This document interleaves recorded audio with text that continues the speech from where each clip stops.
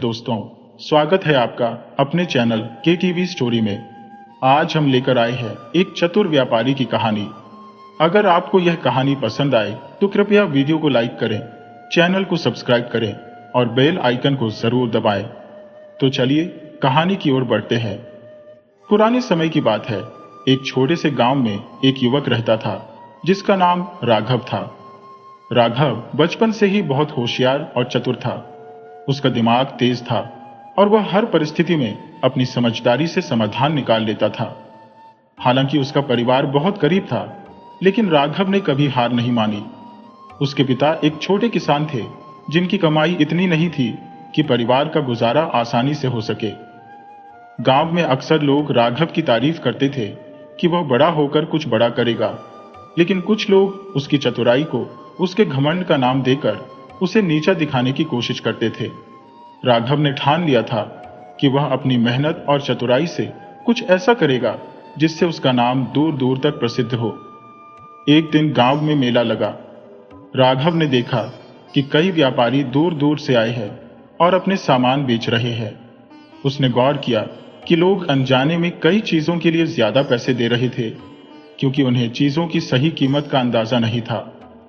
राघव ने इसे अपने पहले मौके के रूप में देखा। वह अपने घर गया और अपनी मां से उनकी पुरानी चूड़ियां मांगी। मां ने आश्चर्य से पूछा, बेटा, इनसे क्या करोगे? राघव ने मुस्कुराते हुए कहा, मां, इनसे हम अपनी नई शुरुआत करेंगे। राघव ने उन चूड़ियों को अच्छी तरह साफ किया और उन्हें मेला में ले जाकर बेचने का निश्चय किया।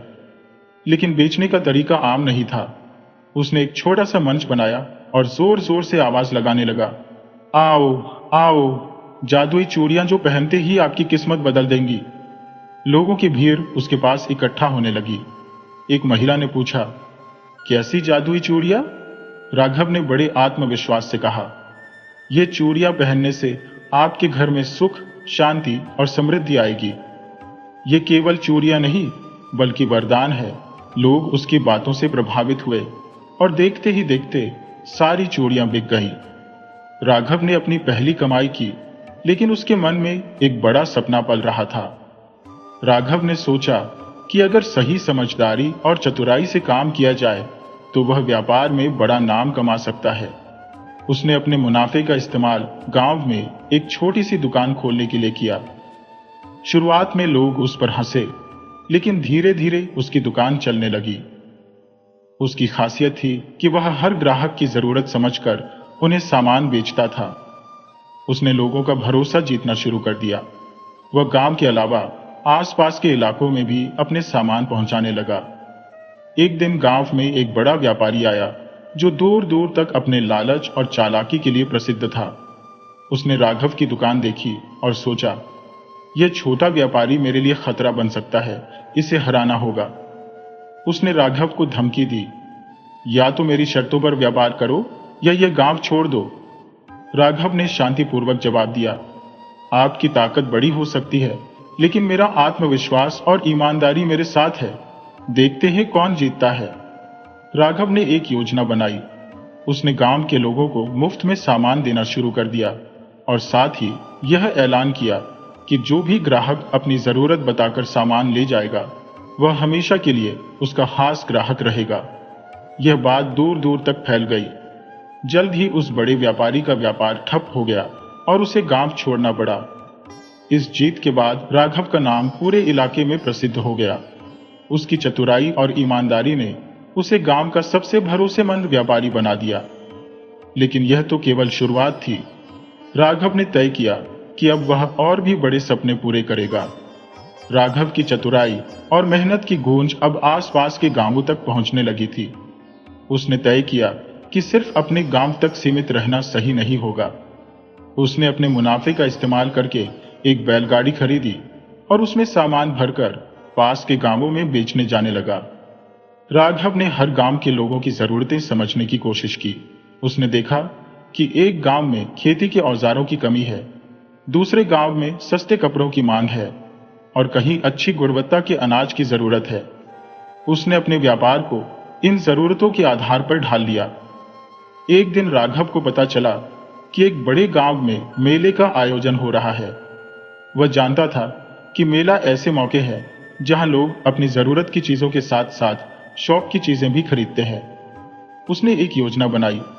राघव ने अनोखी चीजें इकट्ठा की, जैसे रंगीन कपड़े, दुर्लभ बीज और सुंदर मिट्टी के बर्तन। साथ ही उसने कुछ मनोरंजक खेलों का आयोजन भी किया। मेले में उसका स्टॉल सबसे आकर्षक बना। लोग उसकी चीजें खरीदने के लिए उमड़ पड़े। उसने उस दिन इतना मुनाफा कमाया जितना उसने पहले कभी नहीं देखा था। राघव की सफलता से ईर्ष्या करते हुए कुछ पुराने व्यापारी उसकी राह में बाधाएं डालने की साजिश करने लगे। एक व्यापारी ने उसके खिलाफ अफवाह फैलाई कि वह नकली सामान बेचता है। राघव के लिए यह एक बड़ी चुनौती थी, लेकिन राघव ने हार मानने के बजाय अपने ग्राहकों को विश्वास में लिया। उसने अपने सामान की गुणवत्ता दिखाने के लिए एक सार्वजनिक प्रदर्शन आयोजित किया। उसने लोगों को मुफ्त में चीजें आजमाने का मौका दिया और साबित कर दिया कि उसका सामान असली और सबसे अच्छा है। राघव की चतुराई और ईमानदारी की खबर राजा तक पहुंच गई। एक दिन राजा के सिपाही उसे दरबार में ले आए। राजा ने उसे एक बड़ी समस्या के समाधान के लिए बुलाया था। राजा ने कहा, हमारे राज्य में एक बड़ा व्यापारी है जो लोगों को धोखा देकर सारा व्यापार अपने कब्जे में ले रहा है। वह कर चोरी भी करता है और जनता पर अत्याचार करता है। राघव, क्या तुम इस समस्या का समाधान कर सकते हो? राघव ने राजा से 10 दिन का समय मांगा।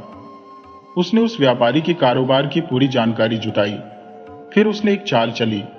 उसने अपने व्यापार में भारी छूट देकर उस व्यापारी के ग्राहकों को अपनी ओर खींच लिया।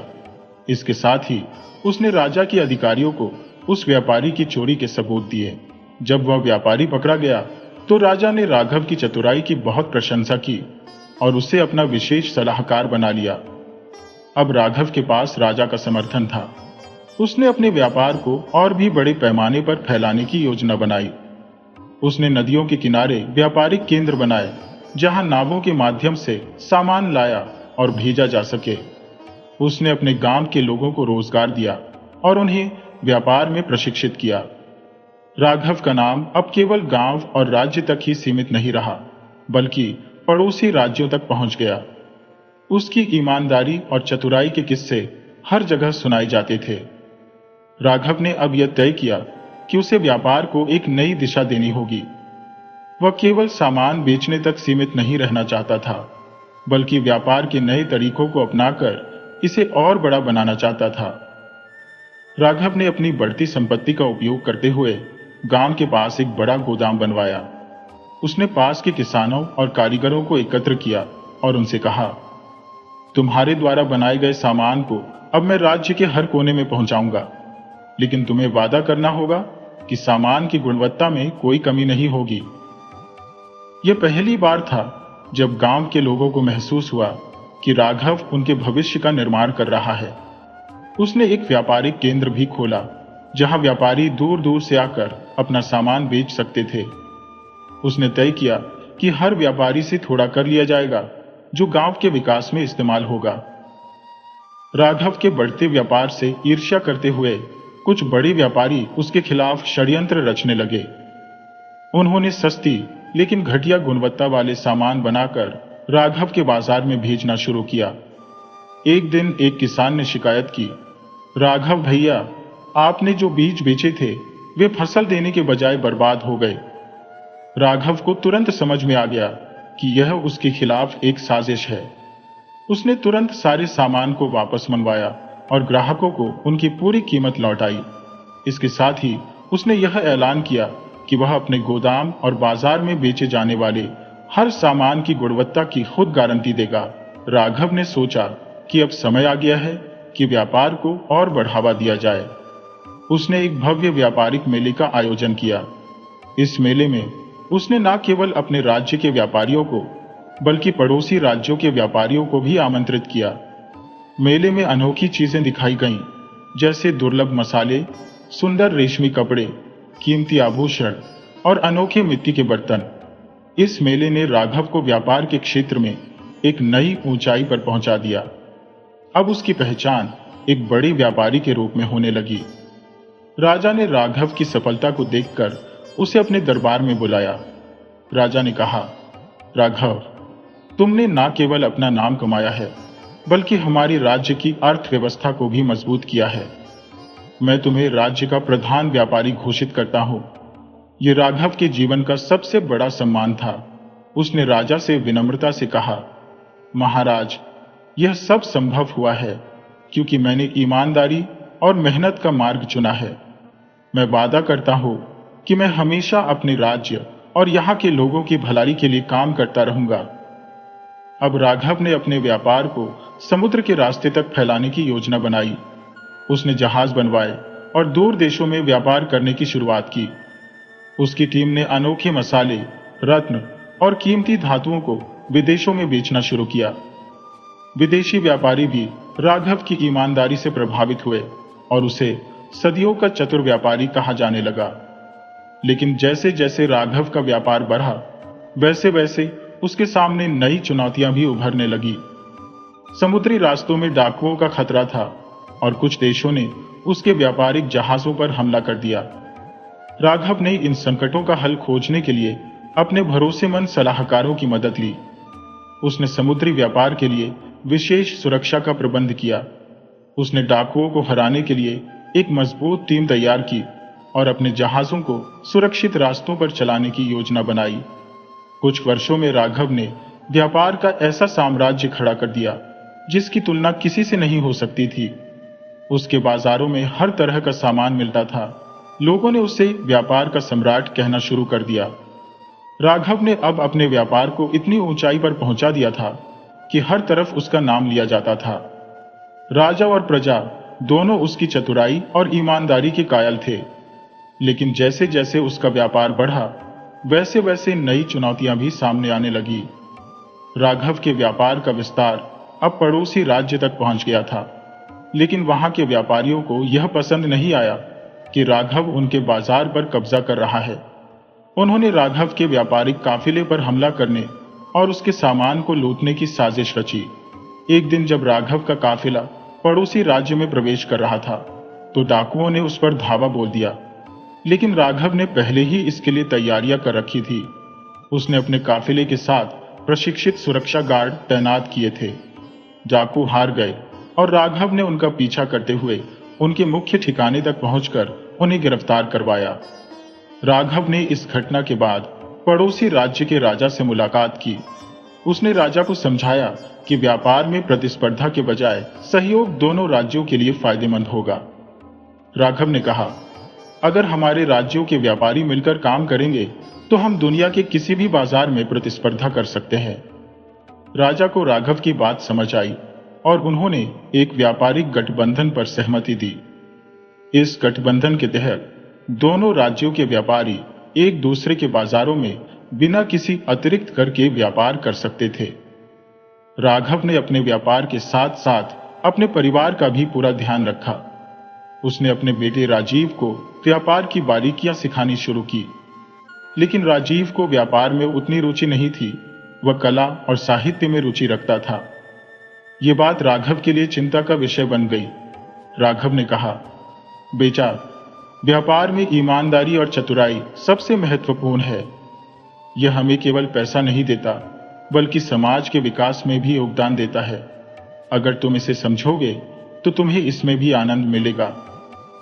राजीव ने अपने पिता की बात मान ली और धीरे धीरे व्यापार में रुचि लेना शुरू किया। उसने राघव के व्यापार में नई तकनीकों को जोड़ा, जैसे हिसाब किताब के लिए लेखा पद्धति को अधिक व्यवस्थित करना। राघव और राजीव ने मिलकर व्यापार में नई तकनीकों को अपनाया। उन्होंने हिसाब किताब के लिए प्रशिक्षित मुनीम रखे, साथ ही व्यापार का विस्तार करने के लिए व्यापारिक काफिले के लिए मानचित्र तैयार किए। राजीव ने व्यापार में विज्ञापन का भी उपयोग शुरू किया। उसने बाजारों में ढिंढोरा पिटवाया और ग्राहकों को आकर्षित करने के लिए त्योहारों के समय विशेष छूट देने की योजना बनाई। राघव का सपना अब अंतरराष्ट्रीय व्यापार करने का था। उसने दूर के देशों से मसाले, रत्न और कीमती धातुएं मंगवानी शुरू की। उसने अपने जहाज तैयार करवाए और उन्हें समुद्री मार्ग से दूसरे देशों में भेजा। विदेशी बाजारों में राघव का सामान उच्च गुणवत्ता के लिए प्रसिद्ध हो गया। उसकी टीम ने वहां के लोगों की पसंद को समझकर उनके अनुसार सामान बनवाना शुरू किया। राघव के बढ़ते साम्राज्य से उसके दुश्मनों की संख्या भी बढ़ने लगी थी। कुछ बड़े व्यापारी जो उसकी सफलता से जलते थे, उसके खिलाफ षड्यंत्र रचने लगे। उन्होंने राजा के दरबार में राघव के खिलाफ झूठी शिकायत दर्ज करवाई।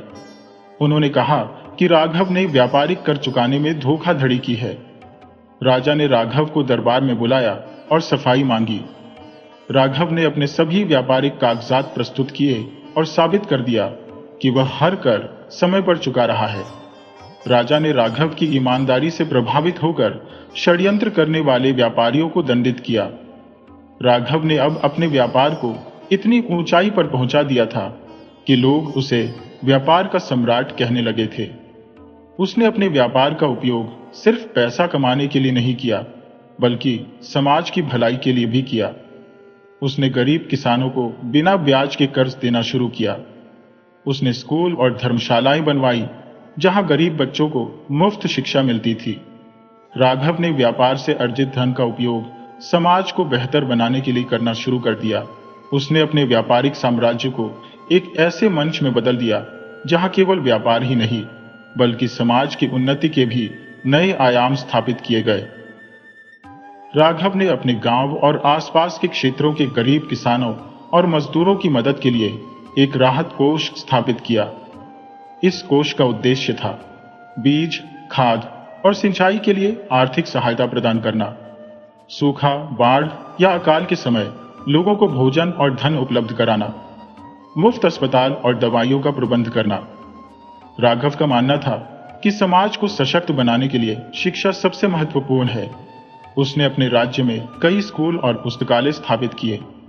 गरीब बच्चों के लिए शिक्षा मुफ्त रखी गई। व्यापार और प्रबंधन में रुचि रखने वाले युवाओं को प्रशिक्षित करने के लिए एक विशेष प्रशिक्षण केंद्र खोला गया। महिला शिक्षा पर विशेष ध्यान दिया गया। राघव की पहल के कारण गांव के कई युवा अच्छे व्यापारी और कारीगर बन गए। राघव ने अपने व्यापार को और अधिक संगठित करने के लिए एक विशाल व्यापारिक केंद्र का निर्माण किया। यह केंद्र एक ऐसा स्थान था जहां स्थानीय और विदेशी व्यापारी एकत्रित होकर अपने उत्पाद बेच सकते थे। व्यापारिक समझौतों पर चर्चा और निष्कर्ष किए जा सकते थे। व्यापारिक कानून और नियम बनाए गए। यह केंद्र पूरे राज्य का आर्थिक केंद्र बन गया और इसे राघव का बाजार कहा जाने लगा। राघव के कामों की गूंज अब केवल देश में नहीं, बल्कि विदेशों में भी पहुंच चुकी थी।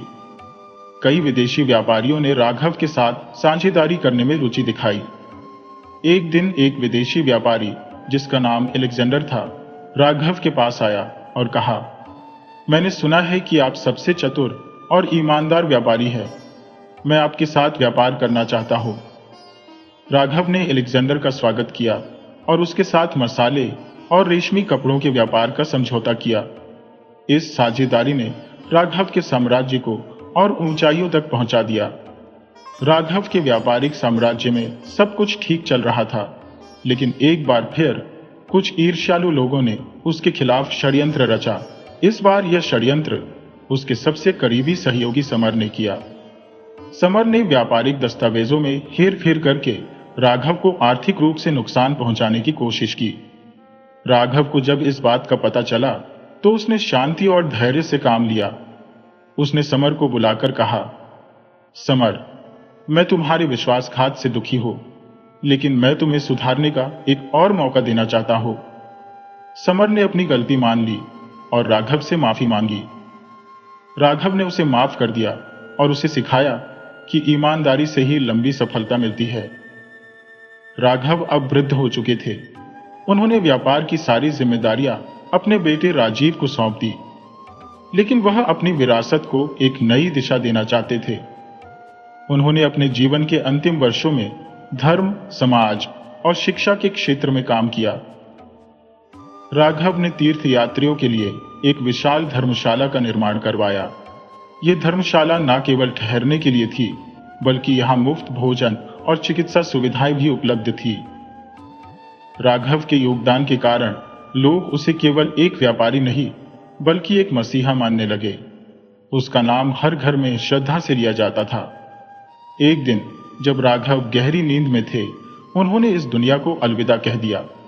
उनके निधन पर पूरे राज्य ने शोक मनाया। राजा ने घोषणा की, राघव जैसा व्यापारी और समाज सेवी बार बार जन्म नहीं लेता। उनके योगदान को हमेशा याद रखा जाएगा। राघव के बाद उनके बेटे राजीव ने उनके व्यापार को संभाला और उसे और अधिक ऊंचाइयों तक पहुंचाया। राघव का नाम एक ऐसे चतुर व्यापारी के रूप में अमर हो गया जिसने न केवल व्यापार में चतुराई दिखाई बल्कि अपने समाज को नई दिशा दी। राघव की मृत्यु के बाद राजीव ने पिता के व्यापारिक साम्राज्य को और अधिक मजबूत किया। राघव ने जो नींव रखी थी, राजीव ने उसे अपने तरीके से और ऊंचाइयों तक पहुंचाया। राजीव को अपनी सोच में क्रांतिकारी बदलाव लाने का साहस था और यही उसकी सफलता का राज था। राजीव ने अपने पिता के व्यापार को और आधुनिक बनाने के लिए कई नए कदम उठाए। उसने व्यापार में तकनीकी सुधारों की शुरुआत की जो उसके समय से काफी आगे थे।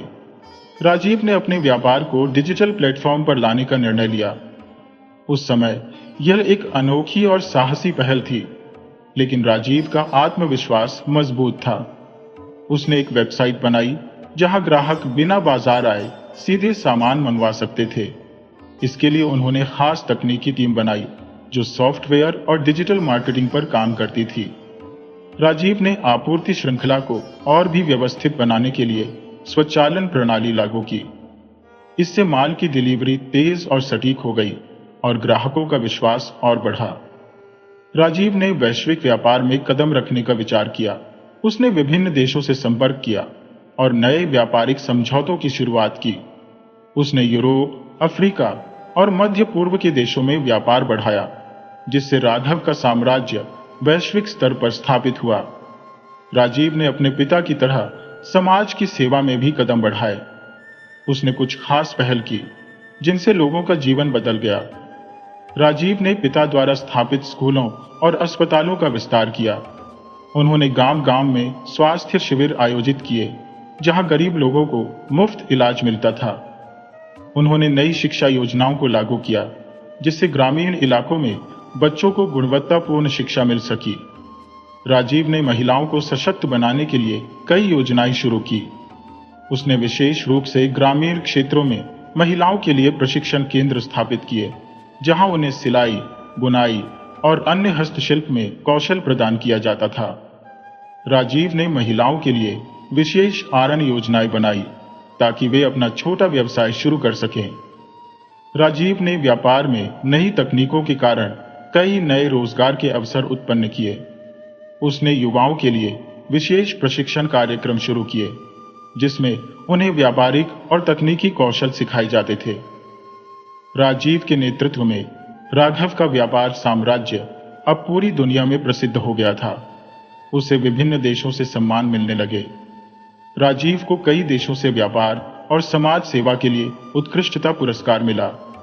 उसने इन पुरस्कारों को सिर्फ अपनी मेहनत का परिणाम नहीं, बल्कि अपने पिता राघव की दी हुई शिक्षा का परिणाम माना। राजीव का जीवन भी एक सशक्त उदाहरण बन गया। उसने कभी भी अपने पिता की विरासत को अपनी पहचान से परे नहीं माना, बल्कि उस पर गर्व किया। वह हमेशा यह कहता था, मेरे पिता ने मुझे व्यापार के सिद्धांतों को सिखाया, लेकिन मेरी असली प्रेरणा तो वे थे जिन्होंने समाज में बदलाव लाने का सपना देखा था। राजीव के नेतृत्व में व्यापार तो फल फूल रहा था, लेकिन वह हमेशा अपने समाज की सेवा में लगा रहता था। उसने बहुत से वृद्ध आश्रमों और अनाथालयों का दौरा किया और वहां सुविधाएं बढ़ाई। राजीव के व्यापार साम्राज्य का उद्देश्य केवल मुनाफा कमाना नहीं था, बल्कि समाज में स्थायी परिवर्तन लाना भी था। उसकी योजनाओं ने न केवल उसके राज्य को, बल्कि पूरे देश को एक नई दिशा दी। राजीव ने पर्यावरण को ध्यान में रखते हुए सस्टेनेबल व्यापार मॉडल लागू किया। उसने अपने व्यापार में ऊर्जा संरक्षण और कचरा प्रबंधन की तकनीकों को अपनाया। उसने अपने उत्पादों में पर्यावरण अनुकूल सामग्री का उपयोग किया और ग्राहकों को भी पर्यावरण के प्रति जागरूक किया। राघव अब वृद्ध हो चुके थे। उन्होंने व्यापार की सारी जिम्मेदारियां अपने बेटे राजीव को सौंप दी, लेकिन वह अपनी विरासत को एक नई दिशा देना चाहते थे। उन्होंने अपने जीवन के अंतिम वर्षों में धर्म, समाज और शिक्षा के क्षेत्र में काम किया। केटीवी स्टोरी पर कथा सुनने के लिए बहुत बहुत धन्यवाद।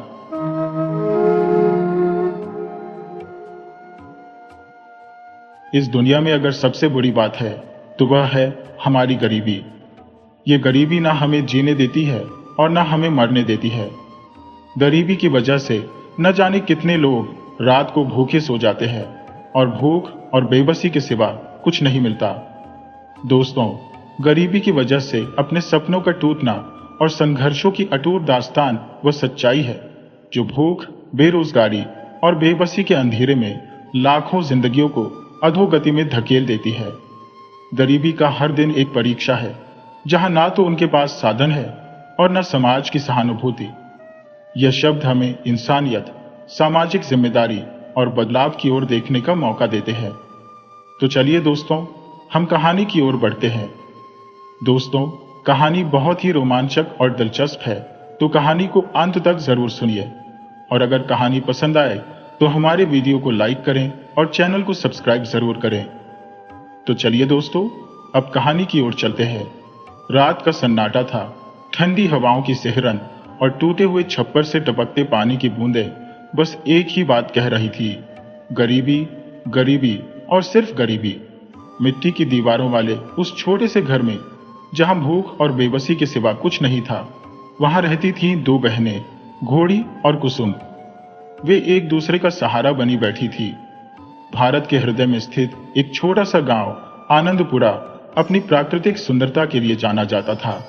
चारों ओर हरियाली, खेतों में लहराती फसलें और पक्षियों का मधुर कलरव इस गांव को अद्वितीय बनाते थे। हालांकि गांव की खूबसूरती के पीछे छिपी थी ग्रामीणों की गरीबी और कठिनाइयों से भरी जिंदगी। गांव के एक कोने में एक टूटी फूटी झोपड़ी थी, जहां दो बहनें गौरी और कुसुम रहती थी। गौरी बड़ी बहन थी, जिसकी उम्र 18 साल थी। वह पतली दुबली लेकिन तेजस्वी और बुद्धिमान थी। छोटी बहन कुसुम, जिसकी उम्र मात्र 14 साल थी, नटखट और सरल स्वभाव की थी। दोनों बहनें अनाथ थी और अपने माता पिता की मौत के बाद एक दूसरे का सहारा बन गई थी। माता पिता का देहांत एक भयानक बीमारी के कारण हुआ था। उस समय गौरी सिर्फ 12 साल की थी और कुसुम 8 साल की। जब उनके माता पिता ने आखिरी सांस ली, तब दोनों बहनें एक दूसरे का हाथ थामे इस कठिन दुनिया का सामना करने का संकल्प ले चुकी थी। उनकी झोपड़ी उनके पिता ने अपने हाथों से बनाई थी। हालांकि अब वह जर्जर हो चुकी थी, लेकिन गौरी और कुसुम के लिए यही उनका संसार था। गौरी सुबह जल्दी उठती थी और गांव के पास के खेतों में मजदूरी करती थी। उसका सपना था कि वह कुसुम को पढ़ा लिखा कर एक अच्छा जीवन दे। दूसरी ओर कुसुम स्कूल जाती थी, लेकिन उसके मन में भी अपनी बहन की मदद करने की इच्छा थी। वह स्कूल से लौटने के बाद गौरी के साथ घर के कामों में हाथ बटाती थी। गांव वाले उनकी हालत देखकर कभी कभी उन्हें अनाज या पुराने कपड़े दे देते थे, लेकिन दोनों बहनें अपनी मेहनत और ईमानदारी से अपना जीवन जीना चाहती थी। गौरी ने हमेशा कुसुम को सिखाया था, हम गरीब हो सकते हैं, लेकिन हमें अपनी आत्मसम्मान और ईमानदारी से कभी समझौता नहीं करना चाहिए। कुसुम को पढ़ाई में बहुत रुचि थी। वह हमेशा किताबों में खोई रहती और अपने सवालों से गौरी को चकित कर देती। एक दिन उसने गौरी से पूछा, दीदी, क्या हमें हमेशा गरीब ही रहना पड़ेगा? गौरी ने मुस्कुराते हुए कहा, नहीं कुसुम, गरीबी सिर्फ हमारी स्थिति है, हमारी पहचान नहीं। अगर हम मेहनत करेंगे और अपने सपनों को पूरा करने की कोशिश करेंगे, तो एक दिन हम अपनी किस्मत जरूर बदल देंगे। गौरी का सपना था कि वह कुसुम को इस गरीबी से बाहर निकाल सके। वह दिन रात मेहनत करती थी, लेकिन अपनी छोटी बहन की हर छोटी खुशी का ध्यान रखती थी। कुसुम को कभी कभी लगता कि गौरी ने अपनी जिंदगी सिर्फ उसके लिए समर्पित कर दी है। उनका जीवन कठिन जरूर था, लेकिन दोनों बहनें कभी हार नहीं मानती थी। उनके पास ज्यादा कुछ नहीं था, लेकिन उनकी बहनचारा और एक दूसरे के प्रति असीम प्रेम उनकी सबसे बड़ी संपत्ति थी। गांव के लोग उनकी तारीफ करते नहीं थकते थे। वे कहते, इन दो बहनों में भगवान का वास है। इतनी छोटी उम्र में भी यह लड़कियां जिस तरह से संघर्ष कर रही है, वह हमें सिखाता है कि कठिनाइयों में भी उम्मीद का दामन नहीं छोड़ना चाहिए। गौरी और कुसुम की यह साधारण सी जिंदगी एक दिन अचानक बदलने वाली थी। गांव में एक ऐसा रहस्य प्रकट होने वाला था जिसने उनकी जिंदगी को पूरी तरह से हिलाकर रख दिया। लेकिन उनकी मेहनत, साहस और नैतिकता ने उन्हें हर चुनौती का सामना करने की ताकत दी। गौरी और कुसुम की जिंदगी अपनी छोटी छोटी खुशियों और संघर्षों के साथ चल रही थी। लेकिन एक दिन गांव में एक अप्रत्याशित घटना घटी। गांव के बीचों बीच स्थित प्राचीन शिव मंदिर से भगवान शिव की बहुमूल्य चांदी की घंटी चोरी हो गई। ये घंटी वर्षों से मंदिर की शोभा थी और गांव वालों की आस्था का केंद्र थी। इस घटना से पूरा गांव स्तब्ध हो गया। लोग परेशान थे और चोरी की खबर सुनकर मंदिर के पुजारी का चेहरा भी मुरझा गया। वो बार बार कह रहे थे, ये सिर्फ एक घंटी नहीं थी, ये भगवान शिव का आशीर्वाद था। इसे जिसने भी चुराया है वह गांव के लिए अशुभ संकेत लेकर आया है। गांव के मुखिया ने तुरंत पंचायत बुलाई। पंचायत में यह तय हुआ कि हर घर की तलाशी ली जाएगी और जो भी दोषी होगा उसे कड़ी सजा दी जाएगी।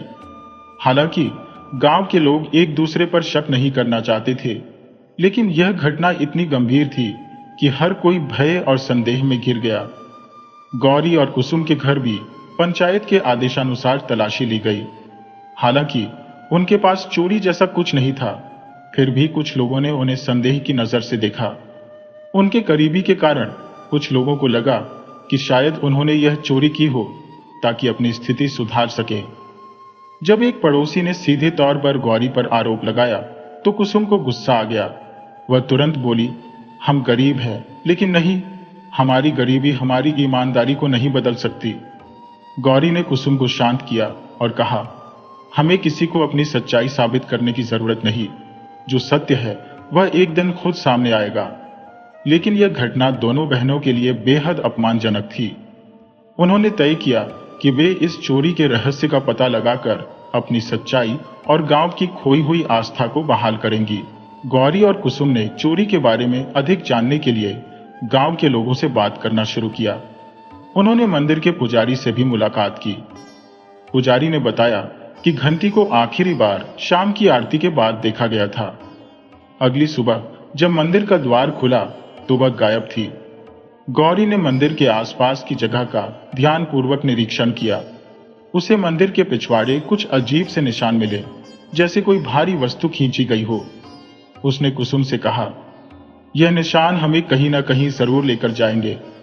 कुसुम, जो हमेशा गौरी का साथ देने के लिए तैयार रहती थी, बोली, दीदी, हम इन निशानों का पीछा करेंगे। हमें यह साबित करना होगा कि हम निर्दोष हैं और उस घंटी को वापस लाना है। गौरी और कुसुम ने निशानों का पीछा करते हुए गांव के बाहर तक का रास्ता तय किया। रास्ते में उन्होंने पाया कि निशान धीरे धीरे घने जंगल की ओर जा रही है। कुसुम ने घबराते हुए कहा, दीदी, जंगल खतरनाक है। लोग कहते हैं कि यहाँ जंगली जानवर और रहस्यमय घटनाएं होती है। गौरी ने कुसुम को दिलासा देते हुए कहा, डरने की जरूरत नहीं, भगवान शिव हमारे साथ है। अगर हम सही हैं तो कोई भी हमें नुकसान नहीं पहुंचा सकता। जंगल के अंदर पहुंचने पर उन्हें एक झोपड़ी दिखाई दी जो सुनसान लग रही थी। झोपड़ी के पास वही निशान खत्म हो रहे थे। गौरी और कुसुम ने साहस बटोरकर झोपड़ी के अंदर जाने का फैसला किया। झोपड़ी के अंदर घुसते ही उनकी नजर एक चमचमाती वस्तु पर पड़ी। वह चांदी की वही घंटी थी जो मंदिर से चोरी हुई थी। झोपड़ी में चारों ओर बिखरे हुए सामान से यह स्पष्ट था कि वहां कोई जल्दी में सामान समेटकर भागा था। गौरी ने तुरंत समझ लिया कि चोर अभी भी आसपास ही है। लेकिन क्या वह अकेला है? क्या उसके पीछे कोई और बड़ी योजना है? यह जानने के लिए उन्हें अपनी योजना बनानी थी। गौरी और कुसुम ने तय किया कि वे गांव वापस जाएंगी और मुखिया को सब कुछ बताएंगी। लेकिन झोपड़ी से बाहर निकलते ही उन्होंने झाड़ियों के पीछे कुछ हलचल महसूस की। क्या यह चोर था या कोई और? कहानी की यह कड़ी अब और उलझने वाली थी। उनके साहस और बुद्धिमानी की असली परीक्षा अब शुरू होने वाली थी। गौरी और कुसुम की आंखों में डर के साथ साथ उत्सुकता भी थी। उन्होंने झाड़ियों के पीछे से आती हलचल की ओर ध्यान दिया। दोनों बहनों ने खुद को शांत रखा और धीमे कदमों से उस दिशा में बढ़ने लगी। जैसे ही वे करीब पहुंची, उन्हें महसूस हुआ कि कोई व्यक्ति वहां छिपा हुआ था। गौरी ने फुसफुसाकर कहा, चुपचाप झाड़ियों के पीछे झांक कर देखो। कुसुम ने सिर हिलाया और धीरे धीरे झाड़ियों के पास पहुंची। वहां एक अधेड़ उम्र का व्यक्ति था, जिसके कपड़े मैले कुचले थे और चेहरा घबराहट से भरा हुआ था। कुसुम ने लौटकर गौरी को बताया, दीदी, ये आदमी अजीब लग रहा है, उसके पास एक बड़ा थैला भी है। गौरी ने तुरंत समझ लिया कि यह व्यक्ति ही चोरी का मास्टरमाइंड हो सकता है। गौरी ने फुर्ती से सोचा और एक योजना बनाई। उन्होंने पास के एक पत्थर को उठाया और उसे जोर से दूसरी दिशा में फेंक दिया, जिससे झाड़ियों में जोर की आवाज हुई।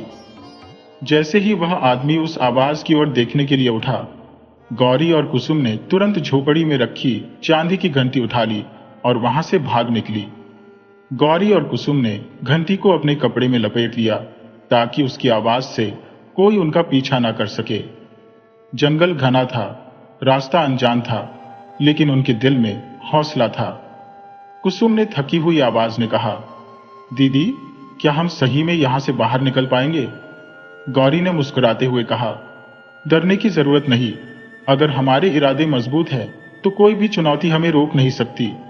जंगल में चलते चलते उन्हें दूर से किसी के पैरों की आवाज सुनाई दी। ये वही व्यक्ति था जो उनके पीछे आ रहा था। गौरी ने तुरंत एक बड़ा पेड़ देखा और कुसुम से कहा, हम इस पेड़ के पीछे छिप जाएंगे। दोनों बहनों ने पेड़ के पीछे छिपकर देखा कि वह व्यक्ति इधर उधर देख रहा था और गुस्से में बड़बड़ा रहा था। कौन थे ये? मेरे काम में बाधा डालने की हिम्मत कैसे की? किसी तरह से उस आदमी को चकमा देकर गौरी और कुसुम जंगल से बाहर निकली। उनकी सांसें फूल रही थी, लेकिन उनके चेहरे पर संतोष था। उन्होंने गांव पहुंचकर तुरंत मुखिया को सारी बात बताई। मुखिया ने पंचायत बुलाई और गांव के सभी लोगों को इस घटना के बारे में बताया। गौरी और कुसुम ने चांदी की घंटी मुखिया को सौंपी। जैसे ही गांव वालों ने यह देखा, वे दोनों बहनों की ईमानदारी और साहस की प्रशंसा करने लगे। मुखिया ने कहा, ये बहनें भले ही गरीब हो, लेकिन इनके दिल अमीर हैं। हमें इनसे प्रेरणा लेनी चाहिए। पंचायत ने गांव के कुछ युवाओं को जंगल में भेजा। उन्होंने वहां से उस व्यक्ति को पकड़ लिया। जब उससे पूछताछ की गई तो उसने बताया कि वह गांव का ही एक पुराना निवासी था, जिसने गरीबी और लालच में यह चोरी की थी। गांव वालों ने उसे दंड दिया और फैसला किया कि इस घटना से हर किसी को सीख लेनी चाहिए। गौरी और कुसुम ने अपनी सच्चाई और हिम्मत से गांव वालों का दिल जीत लिया। मुखिया ने गौरी को एक नौकरी दिलाने में मदद की, जिससे उनकी आर्थिक स्थिति में सुधार हुआ। कुसुम को पढ़ाई के लिए एक सरकारी छात्रवृत्ति मिली। गौरी और कुसुम की बहादुरी से गांव को चांदी की घंटी तो वापस मिल गई थी, लेकिन सवाल यह था कि आखिर यह चोरी क्यों और कैसे हुई।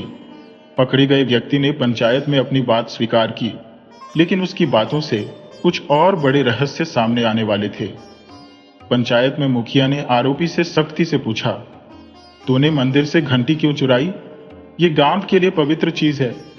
आरोपी ने सिर झुकाते हुए कहा, मुझे माफ कर दो, मैं मजबूर था, मेरी हालत खराब थी, लेकिन यह सब मैंने अकेले नहीं किया। मुझे इस काम के लिए उकसाया गया था। गांव वाले यह सुनकर हैरान हो गए। एक वृद्ध किसान ने पूछा, किसने तुझे ऐसा करने को कहा? सच सच बता। आरोपी ने धीरे धीरे बताया, गांव के पास के शहर में एक व्यापारी है। वह मुझे कुछ समय पहले मिला और कहा कि अगर मैं मंदिर की घंटी चुराकर उसे लाकर दूं तो वह मुझे मोटी रकम देगा। उसने कहा कि वह घंटी को पिघलाकर चांदी बेच देगा। मुखिया ने गुस्से में कहा, उस व्यापारी का नाम बता, हम उसे भी सजा दिलवाएंगे। आरोपी ने कहा, उसका नाम रामलाल है। वह शहर में एक बड़ा सुनार है, लेकिन उसने मुझे धमकी भी दी थी कि अगर मैंने उसे धोखा दिया तो वह मुझे और मेरे परिवार को नुकसान पहुंचाएगा। इसलिए मैंने डर के कारण यह काम किया। गौरी ने मुखिया से कहा, हमने घंटी तो वापस ला दी, लेकिन अगर उस व्यापारी को सबक नहीं सिखाया गया तो वह और भी गरीबों को लालच देकर गलत काम करवाएगा। हमें इस मामले को गहराई से सुलझाना होगा। मुखिया ने सहमति जताई और कहा, हम शहर के प्रशासन से मदद मांगेंगे। रामलाल को उसके कर्मों की सजा जरूर मिलेगी। मुखिया ने गांव के कुछ युवाओं के साथ गौरी और कुसुम को शहर भेजा। वहां उन्होंने पुलिस के साथ मिलकर रामलाल के खिलाफ सबूत जुटाने का काम शुरू किया। गौरी और कुसुम ने जंगल में मिली झोपड़ी और आरोपी के बयान का इस्तेमाल करते हुए पुलिस को मामले की पूरी जानकारी दी। पुलिस ने रामलाल के ठिकाने पर छापा मारा। छापे के दौरान पुलिस को चोरी का और भी सामान मिला जो उसने दूसरे गांवों से चुरवाया था। रामलाल को गिरफ्तार कर लिया गया। जब पुलिस ने उसे जनता के सामने पेश किया तो गौरी और कुसुम की हिम्मत की तारीफ की गई। गांव में लौटने पर गौरी और कुसुम का भव्य स्वागत हुआ। मुखिया ने गांव के मंदिर में विशेष पूजा का आयोजन करवाया और गौरी और कुसुम को सम्मानित किया। उन्होंने कहा, इन दोनों बहनों ने यह साबित कर दिया कि ईमानदारी और साहस से कोई भी कठिनाई सुलझा जा सकती है। गौरी ने सबके सामने कहा, यह सिर्फ हमारी जीत नहीं है बल्कि पूरे गांव की जीत है। हम गरीब जरूर हैं, लेकिन हमारी नैतिकता हमारी सबसे बड़ी ताकत है। हमें अपने बच्चों को यही सिखाना चाहिए कि सच के रास्ते पर चलना हमेशा सही होता है। गांव वालों ने गौरी और कुसुम के लिए एक छोटा सा घर बनाने का फैसला किया। गौरी को गांव के स्कूल में पढ़ाने का काम सौंपा गया और कुसुम को अपनी पढ़ाई जारी रखने का मौका मिला। गौरी और कुसुम के साहस और ईमानदारी ने न केवल गांव में बल्कि आसपास के क्षेत्रों में भी एक मिसाल कायम की थी। रामलाल जैसे शक्तिशाली व्यापारी को गिरफ्तार करके पुलिस ने साबित कर दिया था कि कानून से बड़ा कोई नहीं। अब गांव और बहनों के जीवन में सकारात्मक बदलाव आने शुरू हो गए थे। रामलाल की गिरफ्तारी और चांदी की घंटी के वापस आने के उपलक्ष्य में गांव में एक बड़ा उत्सव आयोजित किया गया। मंदिर को फूलों से सजाया गया और पूरे गांव ने मिलकर विशेष पूजा की। इस मौके पर मुखिया ने गौरी और कुसुम को मंच पर बुलाया और उनकी तारीफ करते हुए कहा, इन बहनों ने हमें दिखाया कि गरीबी सिर्फ संसाधनों की कमी है, लेकिन ईमानदारी और साहस से हम किसी भी समस्या का समाधान कर सकते हैं। ये गांव इनकी बहादुरी को हमेशा याद रखिएगा। गौरी ने सभी के सामने कहा, हमने जो किया वह हमारा कर्तव्य था। अगर किसी को मदद की जरूरत हो तो हमें हमेशा एकजुट रहना चाहिए। यही हमारी असली ताकत है। मुखिया ने गौरी को गांव के स्कूल में पढ़ाने का काम दिलवाया। अब वह बच्चों को न केवल पढ़ाई में मदद करती थी बल्कि नैतिक मूल्यों की शिक्षा भी देती थी। कुसुम को एक स्थानीय संस्था से छात्रवृत्ति मिली जिससे वह अपनी पढ़ाई जारी रख सकी। गौरी ने अपनी पहली तनख्वाह से एक किताब खरीदी और कुसुम को दी। कुसुम ने मुस्कुराते हुए कहा, दीदी, अब मैं भी पढ़ लिख कर कुछ बनूंगी और आपकी तरह गांव का नाम रोशन करूंगी। इस घटना के बाद गांव में कई सुधार हुए। मुखिया और पंचायत ने मिलकर एक समिति बनाई जो गरीबों की मदद करने के लिए काम करती थी। अब किसी को मजबूरी में गलत रास्ता अपनाने की जरूरत नहीं थी। गांव के युवा भी गौरी और कुसुम से प्रेरित होकर नई योजनाएं बनाने लगे। उन्होंने मिलकर एक छोटा पुस्तकालय बनाया जहां बच्चे और बड़े दोनों पढ़ाई कर सकते थे। रामलाल को उसके अपराधों के लिए अदालत से कठोर सजा मिली। गांव और आसपास के इलाकों में यह खबर फैल गई। लोगों ने सीखा कि गलत कामों का नतीजा हमेशा बुरा होता है। गौरी और कुसुम की कहानी पूरे गांव के लिए प्रेरणा बन गई। लोग अब एकजुट होकर काम करते और एक दूसरे की मदद करते थे। गौरी ने गांव के बच्चों को सिखाया, सच और ईमानदारी का रास्ता कठिन हो सकता है, लेकिन यह हमेशा सही होता है। गौरी और कुसुम की जिंदगी में अब एक नया अध्याय शुरू हो चुका था। उनकी बहादुरी और सच्चाई ने उन्हें न केवल गांव के सम्मान का पात्र बनाया था, बल्कि उनके जीवन को भी नई दिशा दी थी। गौरी को गांव के स्कूल में शिक्षक का काम मिला। उसने इसे पूरे दिल से स्वीकार किया और बच्चों को पढ़ाने के साथ साथ उन्हें नैतिकता और ईमानदारी का महत्व भी सिखाया। स्कूल में अब हर दिन बच्चे गौरी से नई कहानियां सुनने को उत्सुक रहते थे। वे कहानियां सिर्फ मनोरंजन के लिए नहीं होती थी, बल्कि उनमें जीवन के गहरे सबक छिपे होते थे। एक दिन गौरी ने बच्चों से कहा, तुम्हारी पढ़ाई ही तुम्हारी सबसे बड़ी ताकत है। अगर तुम शिक्षा हासिल करोगे तो तुम्हें जीवन में कोई बाधा रोक नहीं सकेगी। बच्चे उसकी बातें सुनकर प्रेरित होते और पढ़ाई में और अधिक मन लगाने लगे। दूसरी ओर कुसुम ने अपनी पढ़ाई को आगे बढ़ाने का फैसला किया। उसे एक संस्था से छात्रवृत्ति मिली जिससे उसकी शिक्षा का खर्च पूरा हो सका। अब वह हर दिन स्कूल जाती और घर लौटकर गौरी के साथ पढ़ाई करती। एक रात जब दोनों बहनें चूल्हे के पास बैठी थी, कुसुम ने कहा, दीदी, मैं एक दिन डॉक्टर बनूंगी और गरीबों का इलाज करूंगी। तुमने सिखाया है कि हमें दूसरों की मदद करनी चाहिए। गौरी ने उसकी आंखों में चमक देखी और मुस्कुराते हुए कहा, तुम जो भी चाहो बन सकती हो, बस मेहनत और ईमानदारी से अपने रास्ते पर चलती रहो। गौरी और कुसुम की कहानी से प्रेरित होकर गांव में कई सकारात्मक बदलाव आने लगे। मुखिया और पंचायत ने मिलकर गांव में शिक्षा और स्वच्छता पर ध्यान देना शुरू किया। एक पुस्तकालय बनाया गया जहां बच्चे और बड़े पढ़ाई कर सकते थे। गांव के लोग अब एकजुट होकर काम करते और एक दूसरे की मदद करते थे। कोई भी भूखा नहीं सोता था और हर परिवार अपने बच्चों को स्कूल भेजने लगा। गौरी और कुसुम की उपलब्धियों के सम्मान में गांव ने पहली बार एक बड़ा उत्सव मनाने का निर्णय लिया। मंदिर में विशेष पूजा रखी गई और मुखिया ने कहा, गौरी और कुसुम ने हमें दिखाया कि गरीबी कोई अभिशाप नहीं है। अगर हम सच्चाई और साहस के रास्ते पर चलें तो हम अपनी तकदीर बदल सकते हैं। उत्सव के दौरान गौरी ने अपने भाषण में कहा, हमने जो कुछ भी किया वह हमारी जिम्मेदारी थी। ये गांव हमारा परिवार है और परिवार के लिए कुछ करना हमारा कर्तव्य है। हमें हमेशा यह याद रखना चाहिए कि जब हम एकजुट होकर काम करते हैं तो कोई भी बाधा हमें रोक नहीं सकती। कुसुम ने अपनी बात जोड़ते हुए कहा, हम गरीब जरूर हैं, लेकिन हमारी मेहनत और ईमानदारी हमारी सबसे बड़ी संपत्ति है। हमें खुद पर और अपने सपनों पर विश्वास रखना चाहिए। गौरी और कुसुम की कहानी ने यह सिद्ध कर दिया कि जीवन में कठिनाइयां चाहे कितनी भी बड़ी क्यों ना हो, सच्चाई, मेहनत और ईमानदारी से हर बाधा को पार किया जा सकता है। गरीबी सिर्फ एक परिस्थिति है जो आत्मविश्वास, धैर्य और मेहनत के साथ बदली जा सकती है। गौरी और कुसुम की कहानी सिर्फ गरीबी और संघर्ष की नहीं, बल्कि यह मानवीय मूल्यों, आत्मविश्वास और साहस की गाथा है। ये कहानी सिखाती है कि चुनौतियां जीवन का हिस्सा है, लेकिन जो लोग सच्चाई, मेहनत और धैर्य के साथ उनका सामना करते हैं, वे अपनी किस्मत खुद लिखते हैं। गौरी और कुसुम ने दिखाया कि असफलता जीवन का अंत नहीं, बल्कि नए प्रयासों की शुरुआत है। वे हर असफलता को एक सबक के रूप में स्वीकार करती रही और इससे और अधिक मजबूत बनती गई।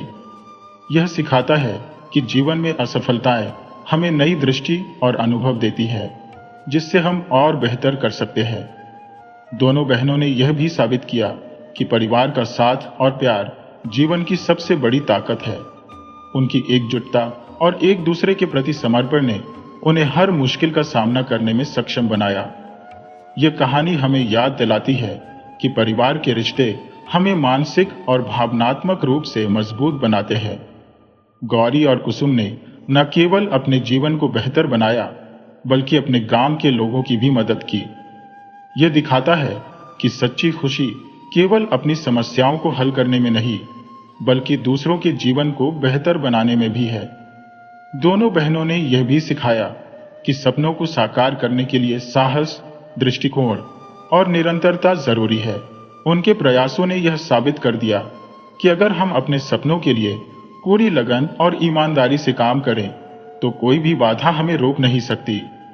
गांव में एक उत्सव के दौरान कुसुम ने अपनी यात्रा का सार व्यक्त करते हुए कहा, हमने गरीबी को अपनी कमजोरी बनने नहीं दिया, बल्कि इसे अपनी ताकत बनाकर हमने अपनी सीमाओं को पार किया।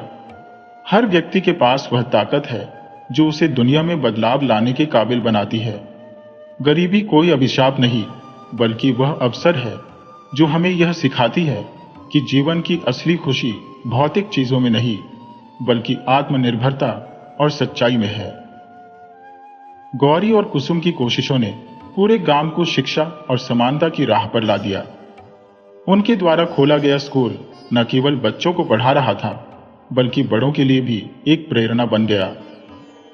गांव में अब कोई भी बच्चा शिक्षा से वंचित नहीं था और हर कोई मिलजुल कर गांव की प्रगति के लिए काम कर रहा था।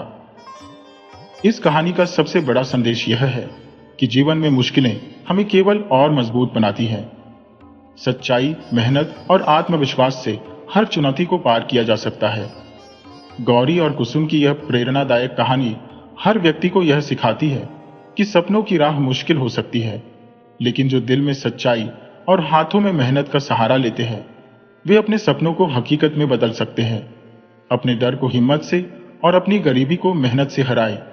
जब तक आप हार नहीं मानते, तब तक आपको कोई हरा नहीं सकता।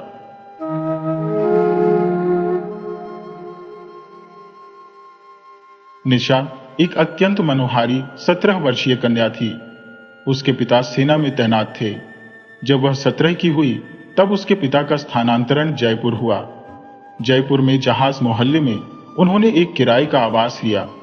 इस मोहल्ले में उनकी यूनिट के कई सदस्य पहले से थे, जिससे वहां रहने में सहजता हुई। घर के सामने एक मंदिर था और दाईं ओर थोड़ी दूरी पर एक गली पार मस्जिद स्थित थी। 2 महीने बीत चुके थे उन्हें यहाँ आए हुए, और अब तक पड़ोसियों से भी अच्छे संबंध स्थापित हो चुके थे। मोहम्मद भाई से उनका परिचय गहरा मित्रता में बदल चुका था। सतीश जी और मोहम्मद भाई भिन्न धर्मों के होते हुए भी सगे भाइयों से भी अधिक निकटता महसूस करते थे। मोहम्मद भाई का पुत्र इरफान और सतीश जी के बच्चे निशा और साहिल आपस में भाई बहनों की तरह घुल मिल गए थे।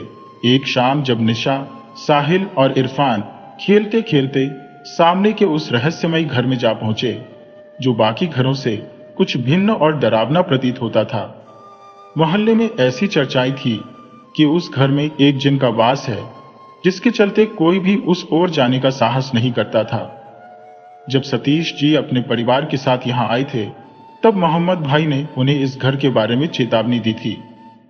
मोहम्मद भाई ने बताया था, सतीश भाई, आप तो सेना में हैं, जिन बिन पर विश्वास नहीं करते होंगे, लेकिन सामने वाला घर, सच में वहां एक प्राचीन जिन का साया है। वह 1000 साल पुराना जिन है, जिसने अब तक किसी को हानि नहीं पहुंचाई है, लेकिन सुरक्षा के मद्देनजर मौलवी साहब और पीर दरगाह के बाबा ने मंत्रों और पाक जल से उसे उस घर में बांध रखा है। बच्चों को वहां जाने से रोकिए, क्योंकि बच्चों पर ऐसी आत्माओं का प्रभाव जल्दी होता है। हालांकि सतीश जी ने इसे हंसी में टाल दिया था, फिर भी बच्चों की सुरक्षा के लिए उन्हें समझा दिया था कि उस घर की ओर न जाए। मगर बच्चे होते ही है ना, उन्हें बात मानने की आदत नहीं होती। खेलते खेलते जब वे उस रहस्यमय घर में घुसे, तभी अचानक निशा बेहोश हो गई। यह देख साहिल और इरफान भयभीत होकर घर की ओर भागे। साहिल ने घर पहुंचते ही जोर से चिल्लाया, मम्मी मम्मी, दीदी बेहोश हो गई। उसकी मम्मी घबराकर उसे साथ लेकर वहां पहुंची। उधर इरफान भी अपने माता पिता के साथ उस जिन वाले घर में पहुंच चुका था। सभी ने देखा कि निशा अब भी अचेत पड़ी थी। इरफान के पिता उसे उठाकर अपने घर ले गए। शाम का समय था जब निशा के पापा भी घर लौट आए थे। डॉक्टर को बुलाया गया और उन्होंने बताया कि निशा को कमजोरी की वजह से चक्कर आ गए थे, इसलिए बच्ची का ध्यान रखने की सलाह दी। इधर मोहम्मद भाई ने इरफान और साहिल दोनों को डांटना शुरू किया। वे गुस्से में बोले, कहा था ना उस घर में मत जाना, वहां जिन्नात रहते हैं, फिर भी तुम वहां चले गए। कभी तो किसी की बात मान लिया करो। देखो अब क्या हो गया। डरे सहमे दोनों बच्चे चुपचाप डांट सुन रहे थे। तभी निशा के पापा ने हस्तक्षेप किया, अरे इरफान भाई, कोई जिन्न विन्न नहीं है। डॉक्टर ने कहा है कि कमजोरी के कारण ही निशा को चक्कर आया है। बच्चों के मन में इस तरह की बातें मत डालिए। मोहम्मद भाई ने जवाब दिया, सतीश भाई, आप भले ही न माने, लेकिन मैं मानता हूं। अगर आगे से तुम तीनों में से कोई भी उस घर की तरफ गया, तो मेरे से बुरा कोई नहीं होगा, समझे? इतना कहकर मोहम्मद भाई घर के अंदर चले गए। उधर निशा को होश आ गया था और अब वह बिल्कुल ठीक लग रही थी।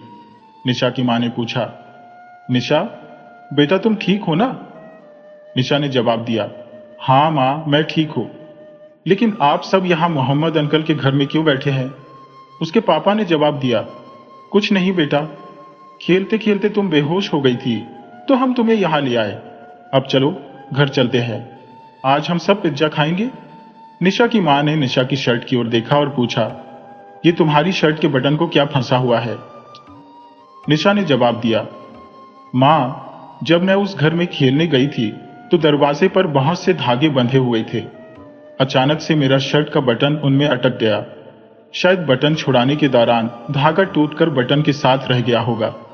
निशा की मां ने इस बात पर ज्यादा ध्यान नहीं दिया और निशा को लेकर घर चली आई। उन्हें कहाँ पता था कि यह सिर्फ दरवाजे का धागा नहीं टूटा था, इस पवित्र धागे के टूटने से अब जिन्न भी आजाद हो चुका था। खैर, जिन्न क्या करेगा, ये तो बात की बात थी। लेकिन उस शाम सभी ने मिलकर पिज्जा खाया और खूब मस्ती की। अगले दिन सुबह सुबह जब निशा के घर की घंटी बजी तो निशा की मां ने बड़बड़ाते हुए कहा, इतनी सुबह सुबह कौन घंटी बजा रहा है? उन्होंने आवाज देकर सतीश से कहा, जरा देखो दरवाजे पर कौन है? सतीश ने दरवाजा खोला तो सामने एक सुंदर युवक खड़ा था। गोरा रंग, मध्यम आकार की नीली आंखें और ऊंची कद काठी वाले उस युवक की उम्र लगभग 20-21 साल की रही होगी। सतीश ने पूछा, हाँ कहिए। वह युवक बोला, जी, जो सामने वाला मकान है मैं वहां रहने आया हूं। क्या आप मेरी मदद करेंगे? 2-3 दिन के लिए मेरा सामान यहां रख लीजिए, जब तक मैं घर की सफाई करा लूं। उसके बाद मैं सामान ले जाऊंगा। सतीश ने युवक से कहा, क्या तुम्हें उस घर के बारे में पता नहीं है? लेकिन तुम हो कौन? युवक ने जवाब दिया, जी, मेरा नाम अंकित है और मैं उस घर में शिफ्ट होने आया हूं। सतीश बोले, तुम जानते हो तुम क्या कह रहे हो? यहां के लोग कहते हैं उस घर में जिन्न का साया है और तुम वहां रहने आए हो। अंकित बोला, क्या मैं अंदर आ सकता हूं प्लीज? मैं पिछले 2 दिनों से यात्रा कर रहा हूं, बहुत थक गया हूं। सतीश ने कहा, हाँ हाँ आओ। फिर उन्होंने अपनी बेटी से कहा, बेटी एक गिलास पानी ले आओ। निशा ने कहा, अभी लाती हूं पिताजी। अंकित ने बात जारी रखते हुए कहा, सर, मैंने भी अपने मम्मी पापा से इस घर के बारे में सुना था। दरअसल ये घर मेरे परदादा जी ने बनवाया था, लेकिन जब मेरे दादाजी 12-13 साल के थे तब उस घर में अजीब अजीब घटनाएं होने लगी थी। अचानक से दादाजी बीमार रहने लगे। जब पता करवाया गया तो किसी ने बताया कि उस घर में जिन्न का साया है। दादाजी की जान बचाने के लिए परदादाजी ने वह घर छोड़ दिया। तब से वहां कोई नहीं रहता था। सतीश ने पूछा, तो बेटा तुम यहां क्या करने आए हो? अंकित ने रुंधे हुए गले से जवाब दिया, मेरे मम्मी पापा की एक कार दुर्घटना में मौत हो गई थी 8 महीने पहले। हम किराए के मकान में रहते थे, लेकिन उनके जाने के बाद सब खत्म हो गया। मकान मालिक ने भी घर खाली करने को कह दिया। जब कोई रास्ता नहीं सूझा तो मुझे अपने परदादा जी के इस मकान का ख्याल आया। मुझे बस रहने के लिए एक घर चाहिए और अपने खुद के घर से बेहतर कोई जगह नहीं हो सकती। ये कहते कहते अंकित की आंखों में आंसू आ गए। सतीश जी ने अंकित से कहा, अरे बेटा तुम रो मत, मैं समझ सकता हूं तुम्हारी हालत। अगर तुम्हें उस घर में ही रहना है तो बस थोड़ा संभल कर रहना, और जहां तक सामान रखने की बात है तुम निश्चिंत होकर रख सकते हो। अंकित ने जवाब दिया, जी अंकल जी, वैसे तो मैं इन सब बातों पर यकीन नहीं करता और मुझे लगता है कि जब हम किसी के साथ बुरा नहीं करेंगे तो हमारे साथ भी कुछ बुरा नहीं होगा। अच्छा, अब मैं चलता हूं। आप प्लीज मेरा सामान देख लीजिए। पुष्पा, जो सतीश जी की पत्नी थी, दरवाजे के पास खड़ी यह सब सुन रही थी। जाने क्यों उन्हें अंकित कुछ अजीब सा लगा। उन्होंने सतीश से कहा, सुनिए जी, मुझे वो लड़का कुछ ठीक नहीं लग रहा। कुछ तो अजीब है उसमें। आपको उसका सामान रखने से मना कर देना चाहिए था। सतीश बोले, अरे भाई, वो बेचारा इतनी मुसीबत में है और तुम हो कि यह सब बातें कर रही हो। हमें उसकी मदद करनी चाहिए। 2 दिन बाद अंकित ने फिर दरवाजा खटखटाया। इस बार दरवाजा निशा ने खोला। अंकित ने पूछा, अंकल जी घर पर है? निशा ने जवाब दिया, क्या काम है पापा से और आप कौन हैं? अंकित ने बताया, मेरा नाम अंकित है और मेरा कुछ सामान यहां रखा हुआ है, मैं वही लेने आया हूं। निशा ने कहा, अच्छा, तो तुम वही हो जिनका सामान पापा ने मेरे कमरे में रखा है। रुको, मैं पापा को बुलाती हूँ। निशा ने दरवाजे से ही अपने पापा को आवाज लगाई, पापा, कोई बाहर आया है। सतीश जी दरवाजे पर आए और बोले, अरे अंकित, अंदर आओ, बाहर क्यों खड़े हो? अंकित बोला, बस अंकल जी, सामान लेने आया हूं। सतीश जी ने पूछा, घर की सेटिंग हो गई सारी? अंकित ने जवाब दिया, हाँ अंकल जी, वो पिछले 2 दिनों से वही काम चल रहा था। आपने देखा ही होगा, जो भी मरम्मत करवानी थी सब हो गई है। अब बस बाहर का थोड़ा सा काम बाकी है, एक बार सारा सामान शिफ्ट कर लूं, फिर वो भी हो जाएगा। सतीश जी बोले, ठीक है, लेकिन बेटा तुम्हारा गुजर बसर कैसे होगा? कोई नौकरी वोकरी का सोचा है? अंकित ने जवाब दिया, जी अंकल जी, कल ही पापा के वकील का फोन आया था। उन्होंने बताया कि पापा ने मेरे नाम पर एक एफडी करवाई थी। साथ ही हमारी फैक्ट्री को एक बड़ी कंपनी फाइनेंस करना चाहती है। पापा का नाम काफी मशहूर था, तो उसी के आधार पर वो लोग बिजनेस को आगे बढ़ाना चाहते हैं, 50% पार्टनरशिप में। इससे इनकम तो आ ही जाएगी और मैं यहीं पर एक नया बिजनेस शुरू करने की भी सोच रहा हूं। सतीश जी ने कहा, अरे ये तो बहुत अच्छी बात है कि तुम्हारी फैक्ट्री भी बच गई और अब खुद का कुछ काम भी करोगे। ये तो बढ़िया हुआ बेटा। अंकित बोला, जी अंकल जी, अब मैं चलता हूं। और वह अपना सामान लेकर चला गया। सतीश जी दरवाजा बंद करके अंदर आ ही रहे थे कि फिर से दरवाजे की घंटी बज गई। सतीश जी ने कहा, अरे अब कौन आ गया? दरवाजा खोला तो सामने मोहम्मद भाई खड़े थे। मोहम्मद भाई ने कहा, अरे सर जी, आज ड्यूटी पर नहीं गए? सतीश जी ने जवाब दिया, नहीं यार, आज छुट्टी ली है। काफी दिन हो गए थे, छुट्टी नहीं की थी। मोहम्मद भाई बोले, अरे बढ़िया है, मतलब सुबह की चाय आपके घर होगी? सतीश जी मुस्कुराते हुए बोले, यह भी कोई कहने की बात है? पुष्पा, जरा 2 कप चाय और नाश्ता ले आना, मोहम्मद मियाँ आए हैं। पुष्पा ने चाय और नाश्ता तैयार किया और काम में लग गई। मोहम्मद भाई ने बातों बातों में पूछा, सामने वाले घर में कोई रहने आया है क्या? सतीश जी ने जवाब दिया, हाँ, अंकित नाम है उसका, बड़ा ही सुलझा हुआ लड़का है। माँ बाप 8 महीने पहले गुजर गए और किराए के घर से भी निकाल दिया गया। बस इसलिए वो अपने परदादा का घर, जो उन्होंने बहुत पहले छोड़ दिया था, अब वापस आया है। मोहम्मद भाई ने कहा, लेकिन न जाने क्यों मुझे उस लड़के को देखकर कुछ अजीब सा महसूस हो रहा है, जैसे वो हमसे बहुत अलग है। ऐसा नहीं है कि कोई बुरा एहसास हो या कोई खतरे वाली बात हो, लेकिन फिर भी कुछ तो है उसमें, है ना भाई साहब? पुष्पा, जो पास खड़ी थी, कहने लगी, मुझे भी ऐसा ही लगा था उसे देखकर, लेकिन इन्हें तो मेरी बातें बेमतलब की लगती है। पुष्पा अंदर से बोलती हुई बाहर आई और सतीश जी से बोली, मुझे तो वो लड़का अजीब सा लगता है, कुछ सही नहीं लग रहा। सतीश जी ने हंसते हुए कहा, अरे ऐसी कोई बात नहीं है, बस तुम्हारे मन में उस घर को लेकर जो शक है, उसी की वजह से तुम्हें ऐसा लग रहा है। मोहम्मद भाई बोले, हाँ यह भी हो सकता है, खैर छोड़ो, बस वो लड़का सलामत रहे। उधर अंकित अपने घर में एक लड़की की फोटो हाथ में लेकर खुद से ही बड़बड़ा रहा था। किसने सोचा था, तुम्हें देखते ही मुझे तुमसे प्यार हो जाएगा, और वो भी इस कदर कि मेरी दुनिया के सारे उसूल और कायदे तोड़कर मैं इस घर में यूं रहूंगा।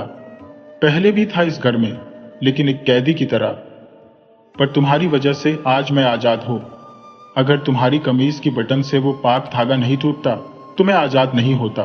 अनजाने में ही सही, तुमने मुझे आजादी दिलवाई है, इसके लिए मैं हमेशा तुम्हारा कर्जदार रहूंगा, लेकिन वादा करता हूं कि हमेशा तुम्हारी हिफाजत करूंगा।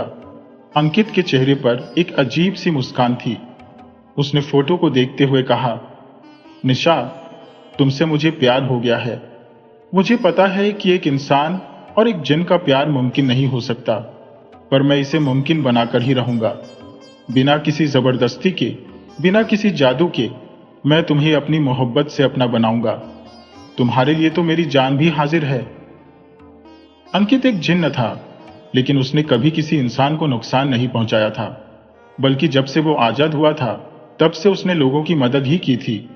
उसे घर में कैद कर लिया गया था, पर अब निशा की वजह से वो फिर से आजाद हो गया था। कहा जाता है कि जब कोई जिन्न आपकी मदद करता है तो वो आपका कर्जदार बन जाता है, लेकिन अंकित का निशा के प्रति सिर्फ कर्ज नहीं बल्कि मोहब्बत भी बढ़ती जा रही थी।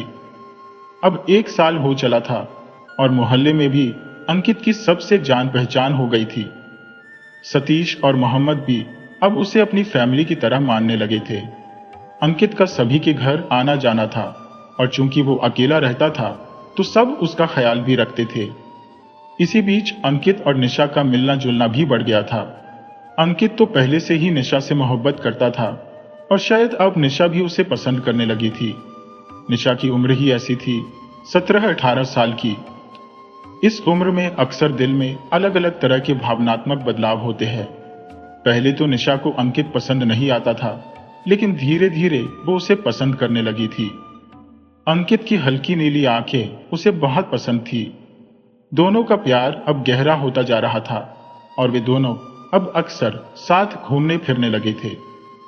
जब भी निशा और उसके परिवार पर कोई मुसीबत आती, अंकित हमेशा उनकी मदद के लिए पहुंच जाता। निशा को कभी कभी ये अजीब लगता कि अंकित कैसे हर जगह उसे बचाने के लिए पहुंच जाता है। एक दिन अंकित ने निशा के परिवार के सामने शादी का प्रस्ताव रखा। निशा के माँ पापा को वो पहले से ही पसंद था, इसलिए उन्होंने उसे मना नहीं किया। लेकिन सतीश जी बोले, अरे बेटा, निशा अभी 18 साल की ही तो है, इतनी छोटी उम्र में शादी नहीं हो सकती। अंकित ने मुस्कुराते हुए कहा, कोई बात नहीं अंकल जी, आपने हाँ कह दी, यही काफी है। शादी जब आप चाहें तब कर दीजिए। इस पर निशा की मां बोली, लेकिन इतनी भी छोटी नहीं है। निशा की शादी भले ना हो, पर सगाई तो कर ही सकते हैं। सतीश जी ने हामी भरते हुए कहा, हाँ, निशा की मां सही कह रही हो, सगाई तो कर ही सकते हैं। मैं कोई अच्छा सा मुहूर्त निकलवा कर सगाई की तारीख पक्की कर लेता हूं। निशा ये सब सुन रही थी और मन ही मन बहुत खुश हो रही थी। हफ्ते भर बाद सगाई का मुहूर्त निकला। सगाई में ज्यादा लोग नहीं बुलाए गए थे, बस आस पड़ोस के दोस्त और कुछ परिवार वाले ही शामिल हुए थे। मोहम्मद भाई अपनी फैमिली के साथ आए थे और सतीश जी की मदद कर रहे थे। सगाई बहुत अच्छे से हो गई और सभी बहुत खुश थे। धीरे धीरे सभी अपने अपने घर चले गए। बस निशा का परिवार, अंकित और मोहम्मद का परिवार वहीं रुक गया। बातें करते करते रात के 11:30 बज गए और वक्त का पता ही नहीं चला। अचानक अंकित ने आईने में खुद को देखा तो उसकी आंखें चमक रही थी। उसे याद आया कि आज पूर्णिमा की रात है और पूरे चांद की रात जिन्हों की शक्तियां अपने चरम पर होती हैं। 12 बजे जिन्हों को कुछ समय के लिए अपने असली रूप में आना पड़ता है। 11:30 बज चुके थे। अंकित बिना कुछ कहे वहां से निकल गया और अपने घर की तरफ चला गया। लेकिन उसके अलावा एक और शख्स था जिसने उसकी चमकती हुई आंखें देख ली थी। वो और कोई नहीं, निशा की मां थी, जो चुपचाप अंकित के पीछे पीछे चल पड़ी। किसी का ध्यान इन दोनों की ओर नहीं गया। अंकित ने अपने घर में दाखिल होते ही दरवाजा बंद कर लिया और सारे पर्दे भी खींच लिए, लेकिन एक पर्दा कोने से उठा रह गया। ठीक 12 बजे जब अंकित अपने असली रूप में आया, निशा की मां ने उसे देख लिया। उसका जिन्न वाला रूप देखकर वो जोर से चीखी और बेहोश होकर गिर पड़ी। चीख की आवाज सुनकर आस पड़ोस के सभी लोग इकट्ठा हो गए। सतीश जी, मोहम्मद भाई और बाकी लोग भी बाहर निकल कर आए। उन्होंने देखा कि निशा की मां बेहोश पड़ी है और अंकित उनके पास बैठा पानी छिड़क रहा है। सतीश जी घबराते हुए बोले, क्या हुआ पुष्पा को? अंकित ने जवाब दिया, पता नहीं अंकल जी, मैं तो बस बाहर आया था। एक अर्जेंट कॉल आई थी जिसे सुनने के लिए बाहर गया था। तभी अचानक मुझे चीखने की आवाज सुनाई दी और जब यहां आया तो आंटी जी बेहोश पड़ी थी। सतीश और अंकित ने मिलकर पुष्पा को उठाया और अंकित के घर के अंदर ले गए। उन्होंने डॉक्टर को भी बुला लिया।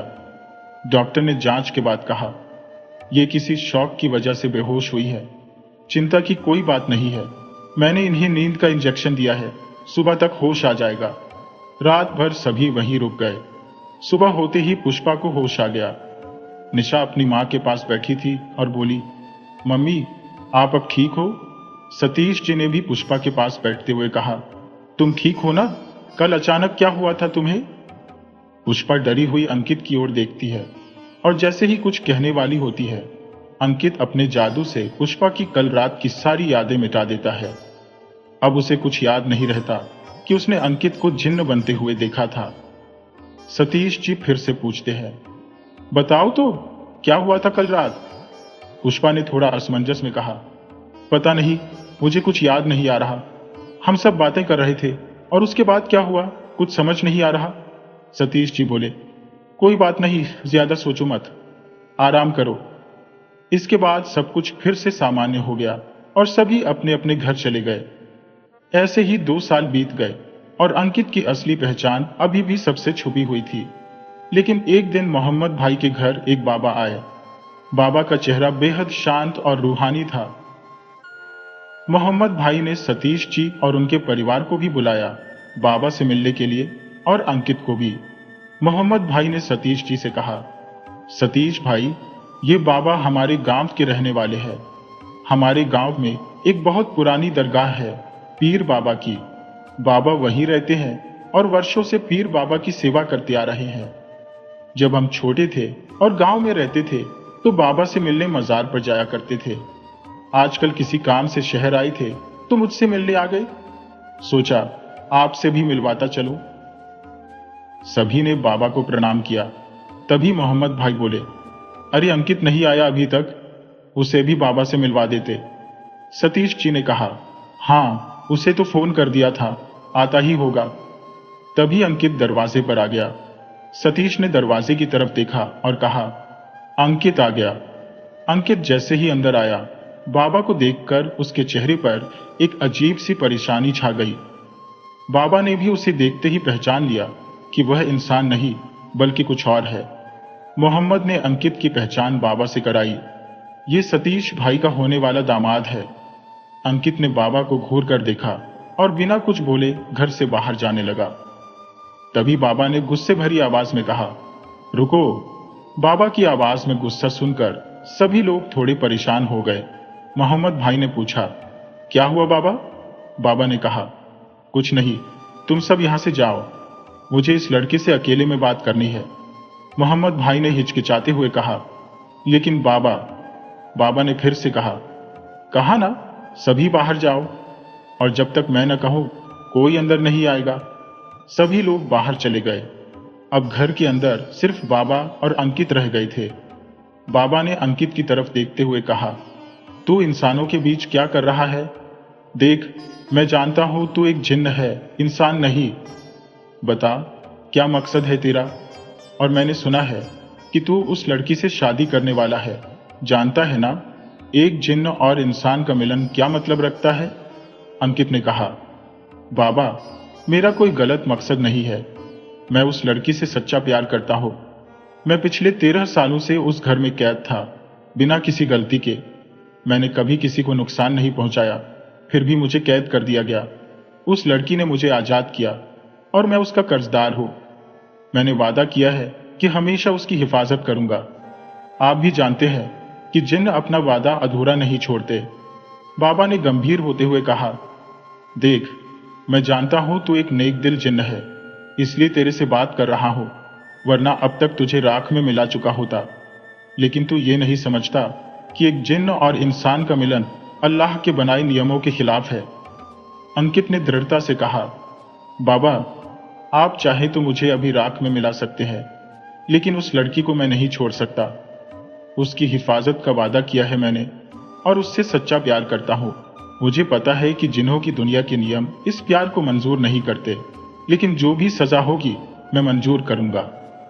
पर मैं उसे कोई नुकसान नहीं पहुंचने दूंगा। ये एक जिन्न का वादा है। बाबा ने थोड़ी नरमी से कहा, ठीक है, तेरी बातों में सच्चाई नजर आ रही है, लेकिन अगर तेरे और उस लड़की के बीच मिलन हुआ और अगर उसकी कोख भारी हो गई तो तेरी औलाद उसकी सच्चाई सबके सामने ला देगी। तब मैं भी तेरी मदद नहीं कर पाऊंगा। इसलिए समय रहते यहां से चला जा। अंकित ने कहा, अगर मेरी सच्चाई जानने के बाद निशा मुझे अपनाने से मना कर देगी तो मैं हमेशा के लिए चला जाऊंगा, लेकिन अभी नहीं। आप वादा करो बाबा, आप मेरी सच्चाई किसी से नहीं बताएंगे। बाबा ने सोचा और फिर कहा, ठीक है, मैं तेरी सच्चाई किसी को नहीं बताऊंगा, लेकिन अगर तू सच में उस लड़की से शादी करना चाहता है तो 10 दिन के अंदर शादी कर ले, और शादी के बाद अगले 15 दिनों तक उसके करीब नहीं जाएगा। 16वें दिन जब पूर्णिमा की रात होगी तब तू अपने असली रूप में उस लड़की से मिलन करेगा। तभी तेरी जादुई ताकत का एक हिस्सा उस लड़की में समा जाएगा और वो तेरी औलाद को धारण करने लायक हो जाएगी।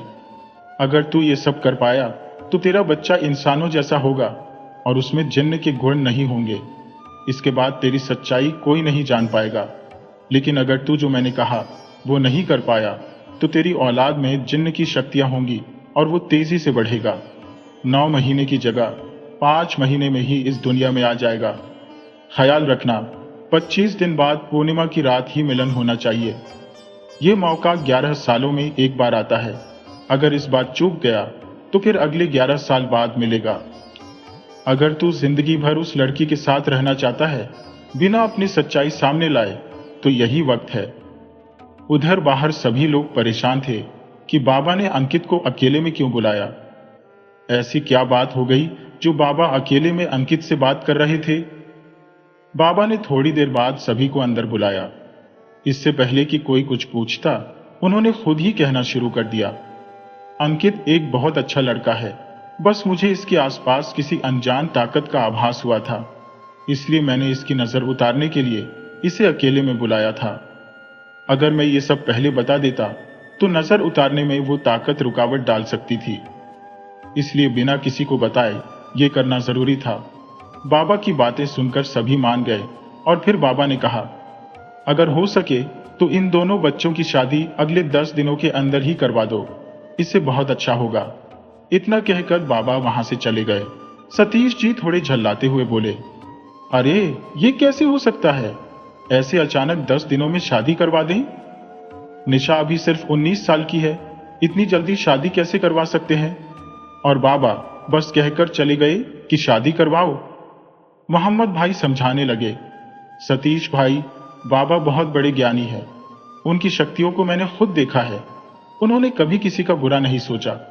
अगर उन्होंने ऐसा कहा है तो कुछ सोच समझ कर ही कहा होगा।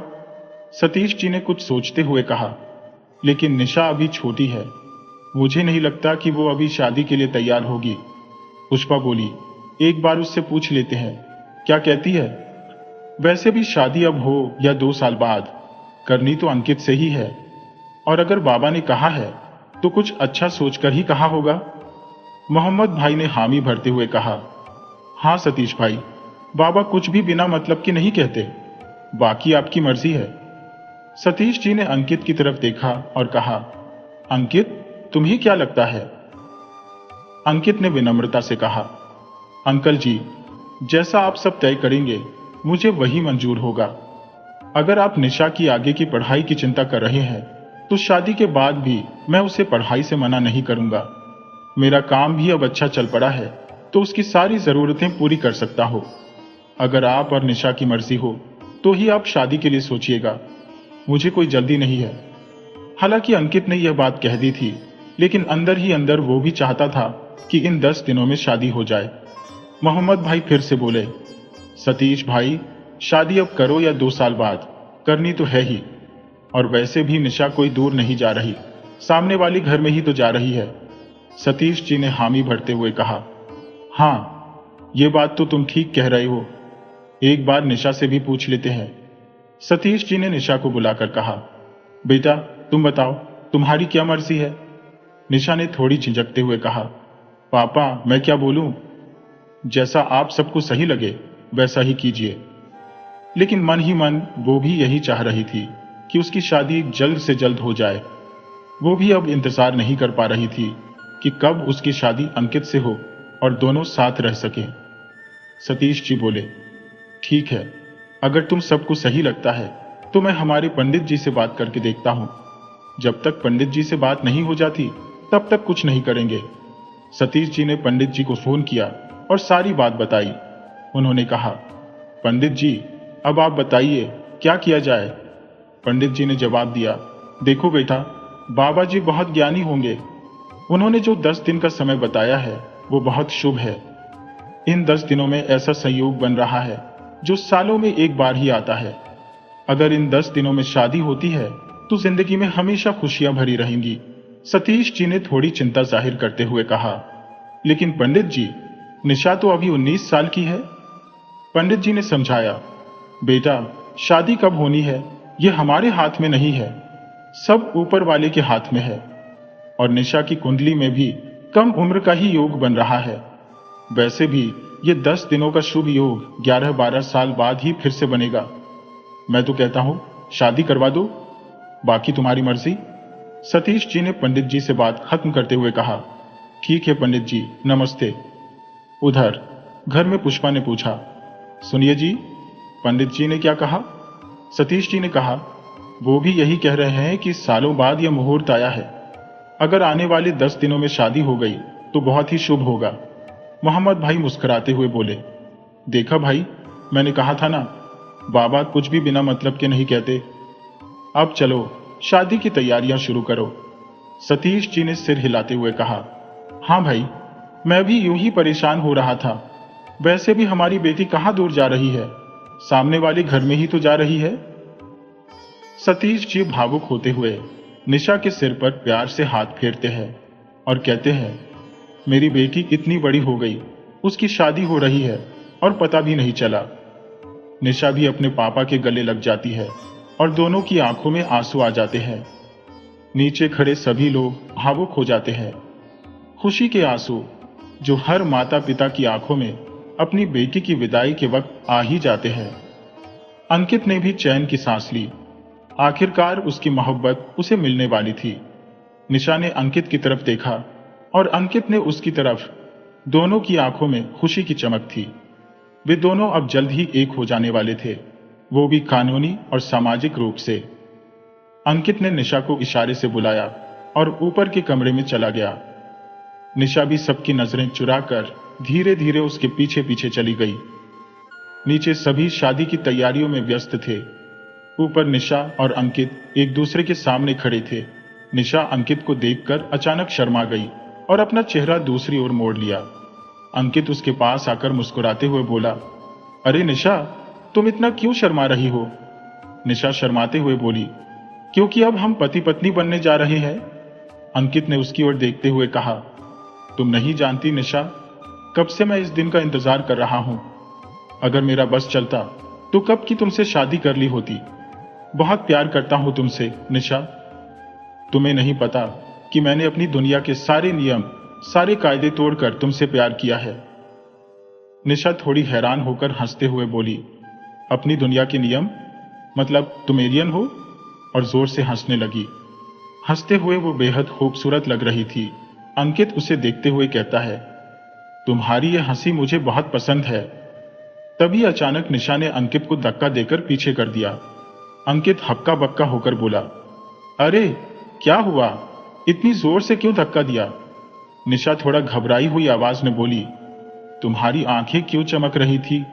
ये क्या हो रहा है?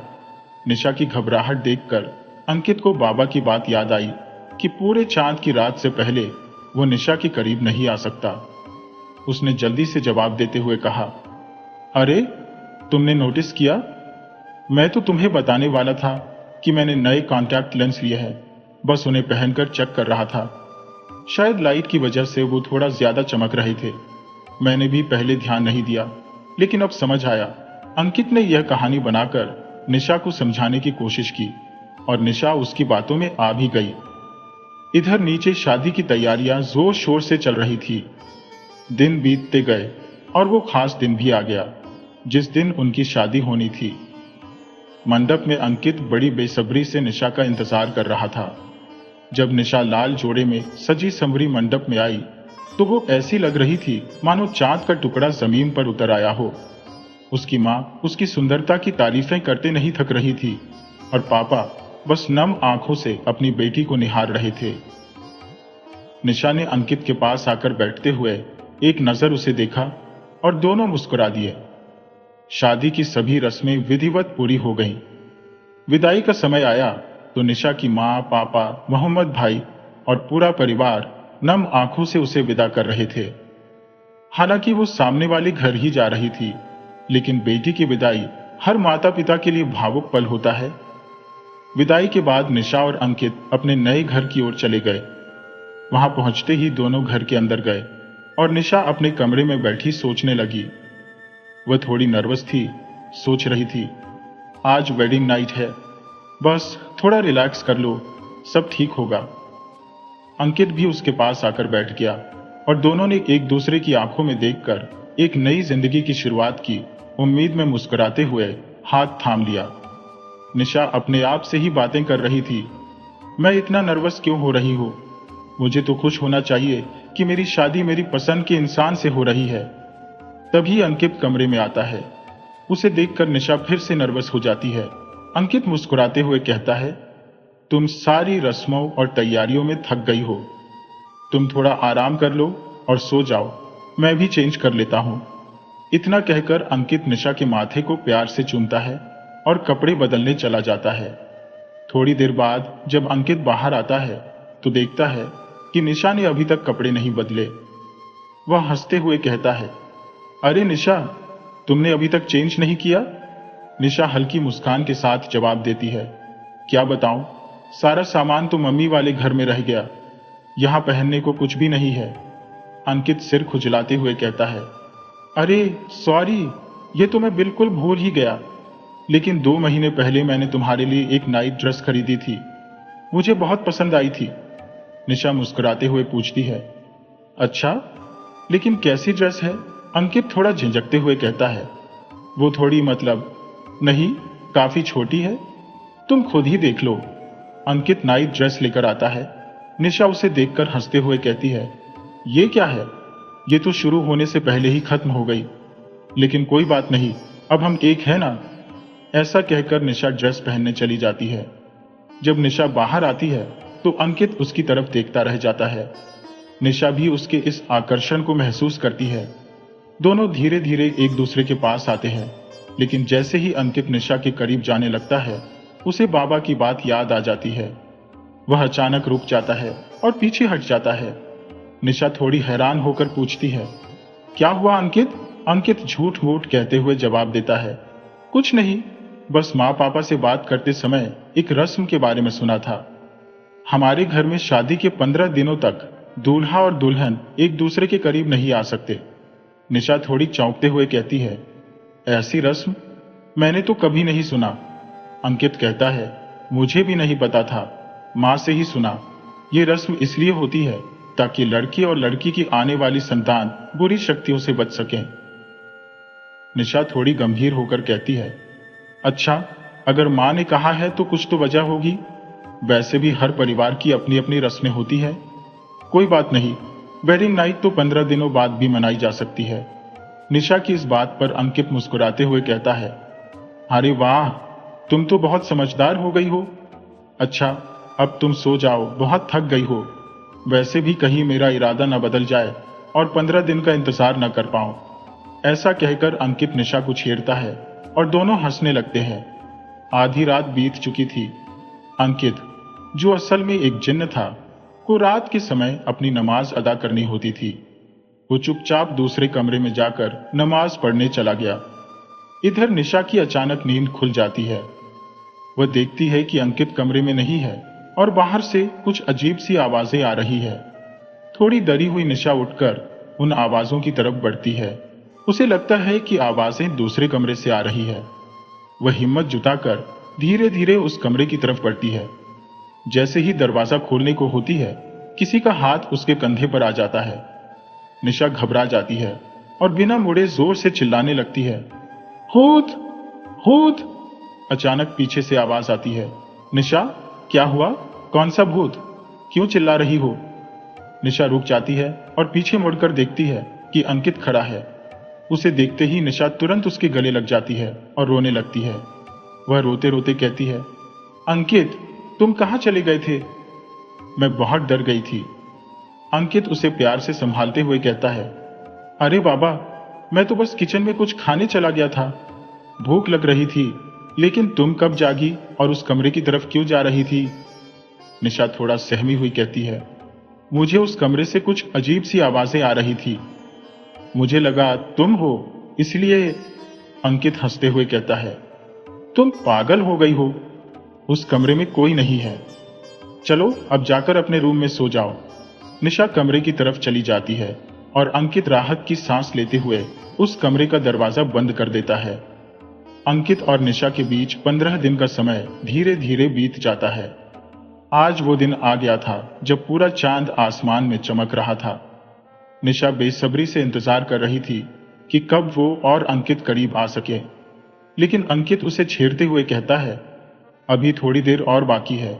निशा, निशा थोड़ी नाराज होते हुए कहती है, कितनी देर और अंकित, कितना इंतजार करूंगी? तुम्हारे साथ होकर भी तुम्हारे करीब नहीं आ सकती, ये कितना मुश्किल है, तुम जानते भी हो। अंकित मुस्कुराते हुए कहता है, थोड़ा और सब्र कर लो निशा, आधी रात होते ही हम एक हो जाएंगे। आखिरकार आधी रात हो जाती है। दोनों के मिलन का समय आ गया था, लेकिन अंकित अचानक गंभीर हो जाता है। वह निशा का हाथ पकड़कर कहता है, निशा, मुझे तुमसे कुछ कहना है।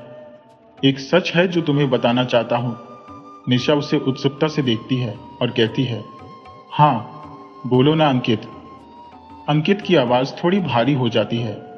पहले तुम वादा करो निशा, मेरा सच जानने के बाद भी तुम मुझसे नफरत नहीं करोगी। निशा थोड़ी हैरान होती है, लेकिन हंसते हुए कहती है, अरे बोलो तो सही, मैं तुमसे वादा करती हूं। अंकित गहरी सांस लेते हुए कहता है, मैं इंसान नहीं हूं निशा, मैं एक जिन हूं। मैं तुम्हें धोखे में रखकर तुम्हें अपना नहीं बनाना चाहता था, इसलिए आज तुम्हें सब सच बता रहा हूं। निशा हंसते हुए कहती है, क्या? तुम ये क्या मजाक कर रहे हो अंकित? जिन विन कुछ नहीं होते, तुम हमेशा कुछ नया लेकर आते हो मुझे तंग करने के लिए। अंकित गंभीर होकर कहता है, निशा ये मजाक नहीं है, मैं सच में जिन हूं। अगर मैं तुम्हें पूरे चांद की रात में अपने असली रूप में मिलन करता हूं तो हमारी संतान एक आम इंसान की तरह जन्म लेगी, लेकिन अगर ऐसा नहीं हुआ तो हमारी संतान भी एक जिन पैदा होती। मैं चाहता था कि तुमसे बिना कुछ छुपाए ही तुम्हें अपना बनाऊं। इतना कहते ही अंकित अपने असली रूप में आ जाता है। निशा की हंसी एक पल में डर में बदल जाती है। वह जोर से चिल्लाती है और बेहोश हो जाती है। अंकित निशा के बेहोश होते ही उसकी तरफ बढ़ता है और उसे उठाकर बिस्तर पर लिटा देता है। पूरी रात वह उसके पास बैठा रहता है, उसका हाथ पकड़े हुए। अंकित को अब इस बात की परवाह नहीं थी कि वह जिन है, उसे सिर्फ निशा की फिक्र थी। सुबह होते ही निशा को होश आता है। जैसे ही वह अपनी आंखें खोलती है और अंकित को अपने असली रूप में देखती है, वह घबराकर दूर हट जाती है। उसकी आवाज कांपती हुई होती है, दूर रहो मुझसे, तुमने मुझसे धोखा किया, मेरे प्यार के साथ खिलवाड़ किया, मैं तुमसे नफरत करती हूं।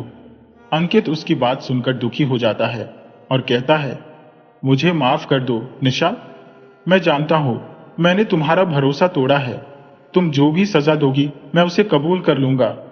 निशा गुस्से में कहती है, मैंने कभी नहीं सोचा था कि तुम्हारी सच्चाई ये होगी। मैं ये घर छोड़कर जा रही हूं और तुमसे सारे रिश्ते खत्म कर रही हूं। मैं तुम्हारी सच्चाई सबको बता दूंगी, फिर देखती हो तुम कैसे बचते हो। इतना कहकर निशा जाने लगती है, लेकिन अंकित उसका हाथ पकड़ लेता है और कहता है, निशा प्लीज ऐसा मत करो। माना मैं तुम जैसा नहीं हूं, लेकिन मेरे जज्बात और मेरा प्यार बिल्कुल सच्चा है। तुम चाहो तो मेरी सच्चाई सबको बता दो, लेकिन मुझसे नफरत मत करो। मैं अपने जिन्हों की दुनिया के सारे असूल तोड़कर तुम्हारे पास आया हूं, सिर्फ तुम्हारी हिफाजत के लिए। निशा गुस्से से कहती है, बस करो, और कितना झूठ बोलोगे? तुम्हारा तो अस्तित्व ही झूठा है, तुम्हारी सच्चाई सबके सामने आनी चाहिए। अंकित निराश होकर कहता है, ठीक है, जाना है तो जाओ, लेकिन एक बार मेरी बात सुन लो।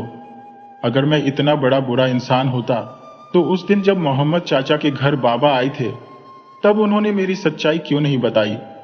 निशा थोड़ी रुकती है और हैरानी से पूछती है, कहना क्या चाहते हो तुम? अंकित ने बात शुरू की, जैसे तुम्हारे इंसानों में कुछ लोग अच्छे होते हैं और कुछ बुरे, वैसे ही हमारी जिन्हों की दुनिया में भी कुछ जिन अच्छे होते हैं और कुछ शैतानी होते हैं। अगर मैं बुरा होता तो वो बाबा मुझे उसी वक्त राख में बदल देते। उन्होंने मेरी सच्चाई मेरे अंदर देखी और तभी मुझे अकेले में ठहरने को कहा था। मैं एक सच्चा जिन्न हूं और एक दिन अल्लाह के किसी भी नेक बंदे के सामने झूठ नहीं बोल सकता, चाहे वो नेक हो या बुरा। इसलिए मैं बाबा से झूठ नहीं बोल सकता था। अगर मेरे अंदर बुराई का कोई अंश होता तो क्या वो हमारी शादी को 10 दिनों में होने की इजाजत देते? उन्होंने तो मुझे धुएं में बदलकर यहां भेजा था, और अगर मुझे कुछ गलत करना होता तो अब तक मैं कर चुका होता। लेकिन मैंने ऐसा कुछ नहीं किया, क्योंकि मैंने तुमसे सच्चा प्यार किया है। अगर मुझे जिन्हों की दुनिया के सबसे खतरनाक जहन्नुम में भी जाना पड़े तो मैं जाऊंगा, पर तुम मुझसे नफरत करके खुद से अलग मत करो। मुझे पता है कि शायद तुम्हें मुझ पर यकीन नहीं हो रहा होगा, क्योंकि मैंने अपनी सच्चाई तुमसे छिपाई थी। हाँ, मैं एक जिन्न हूं, लेकिन मैंने अपनी ताकत का कभी गलत इस्तेमाल नहीं किया। तुम चाहो तो सबको बता दो, मैं तुम्हारे लिए सब कुछ करने को तैयार हूं, लेकिन एक बार सोच लो कि क्या मैंने तुमसे प्यार करके कोई गुनाह किया है? अगर यह गुनाह है तो तुम हर वादे से, हर रिश्ते से आजाद हो। कहते हुए अंकित रोने लगा और घुटनों के बल बैठ गया। उसकी आंखों से आंसू बह रहे थे। निशा ये सब सुन रही थी। उसकी नजरें अंकित की नम आंखों पर टिकी हुई थी। उन आंखों में उसे सिवाय सच्चाई के कुछ नजर नहीं आया। निशा ने समझ लिया था कि अब उसे क्या करना है। वो दौड़कर अंकित के गले लग गई और बोली, तुम्हें क्या लगा मैं इस बात से नाराज हूं कि तुम जिन्न हो? नहीं, बात सिर्फ इतनी है कि तुमने मुझसे अपनी सच्चाई छिपाई। मुझे इससे कोई फर्क नहीं पड़ता कि तुम जिन्न हो या इंसान, लेकिन कल रात जब तुम जिन्न के रूप में मेरे सामने आए तो मैं डर गई थी और सोचने समझने की हालत में नहीं थी। लेकिन अब तुम्हारी बातें सुनने के बाद मैं सच कह रही हूं, तुमसे अच्छा साथी मुझे नहीं मिल सकता। मैं भी तो तुमसे प्यार करती हूं। कल रात को तुमने अपनी पूरी जिंदगी का सच मुझसे छिपा सकते थे, लेकिन तुमने ऐसा नहीं किया। प्यार तो प्यार होता है, चाहे वो जिन्न हो या इंसान। मैं भी तुमसे बहुत प्यार करती हूँ। अंकित निशा की बात सुनकर बहुत खुश हो गया और उसे अपने गले से लगा लिया। उसके मन से एक बड़ा बोझ उतर गया और दोनों एक दूसरे के गले लग गए और बिना किसी झूठ के एक नए रिश्ते की शुरुआत की। अगले दिन अंकित ने निशा को एक पैकेट दिया। निशा ने पूछा, इसमें क्या है? अंकित ने कहा, खुद देख लो। निशा ने पैकेट खोला तो उसमें 2 टिकटें थी। उसने पूछा, ये किसकी टिकट है? अंकित ने जवाब दिया, ये हमारे हनीमून की है। निशा खुशी से बोली, हम घूमने जाएंगे? और बहुत उत्साहित हो गई। अंकित ने कहा, हाँ, हम जर्मनी जाएंगे। निशा ने कहा, लेकिन उसमें तो बहुत खर्चा होगा ना। अंकित ने हंसते हुए कहा, तुम भूल गई कि तुम्हारा पति एक जिन्न है और उसके पास बहुत सी शक्तियां हैं।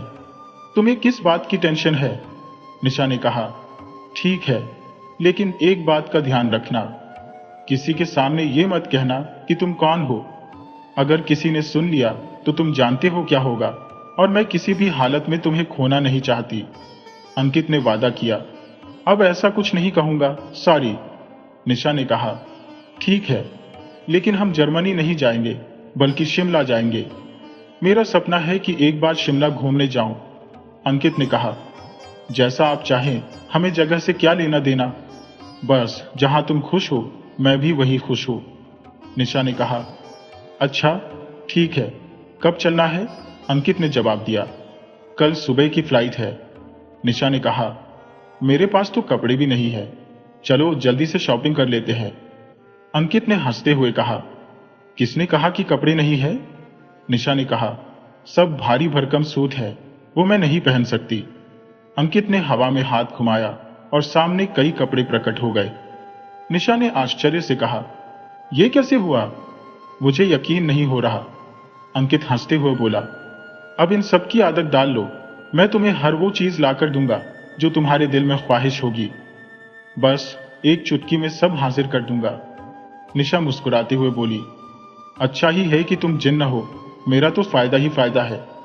अंकित छेड़ते हुए बोला, अरे कल तो मुझे छोड़कर जाने की धमकी दे रही थी, अब क्या हुआ? निशा ने शर्माते हुए जवाब दिया, वो तो बस मैं घबरा गई थी, छोड़ो ये सब, अब मैजिक से शॉपिंग हो गई तो अब बैग भी पैक करा दो। अंकित ने मजाकिया लहजे में कहा, जैसा हुक्म आपकी मलिका। दोनों खुशी खुशी सामान पैक करने लगे और अगले दिन सभी से मिलकर शिमला के लिए रवाना हो गए। शिमला पहुंचते ही दोनों ने होटल में अपना सामान कमरे में रखा, फ्रेश होकर खाना ऑर्डर किया। निशा ने थकान भरी आवाज में कहा, मैं बहुत थक गई हूं। फ्लाइट तो ठीक थी, लेकिन ये बस का गोल गोल घूमता रास्ता, मेरे तो चक्कर आने लगे। अंकित ने उसे दिलासा देते हुए कहा, तुम खाना खाकर आराम कर लो, सुबह उठकर घूमने चलेंगे। निशा ने सिर हिलाते हुए कहा, हाँ सच में, खाना आ जाए और फिर बस सो जाना है। दोनों खाना खाकर सो गए। अगले दिन उन्होंने पूरा दिन शिमला में घूमने और शॉपिंग करने में बिताया। जब शाम को वे होटल के कमरे में लौटे तो निशा कमरे की साज सज्जा देखकर हैरान रह गई। कमरा कैंडल लाइट और बैलून से सजा हुआ था। निशा ने उत्सुकता से पूछा, ये किसने किया? अंकित ने हंसते हुए कहा, और कौन करेगा? निशा ने फिर पूछा, लेकिन कब? तुम तो मेरे साथ ही थे। अंकित ने मुस्कुराते हुए कहा, सुबह होटल वालों को कहा था कि शाम तक रूम को सजा देना, और देखो उन्होंने कर दिया, तुम्हें सरप्राइज देने के लिए। निशा ने खुश होते हुए कहा, यह बहुत अच्छा लग रहा है अंकित, थैंक यू। अभी बात खत्म भी नहीं हुई थी कि अंकित ने रूम सर्विस को कॉल किया और वे शैंपेन की बोतल और गिफ्ट्स लेकर आ गए। निशा ने खुशी से पूछा, इतना सब कुछ किस खुशी में? अंकित ने मुस्कुराते हुए कहा, तुम मेरे साथ हो, मेरे पास हो, इससे बड़ी खुशी और क्या हो सकती है? अंकित ने गिफ्ट बॉक्स निशा को दिया। निशा ने जब बॉक्स खोला तो उसमें एक प्यारी सी ड्रेस थी। निशा ने हैरानी से कहा, यह क्या है?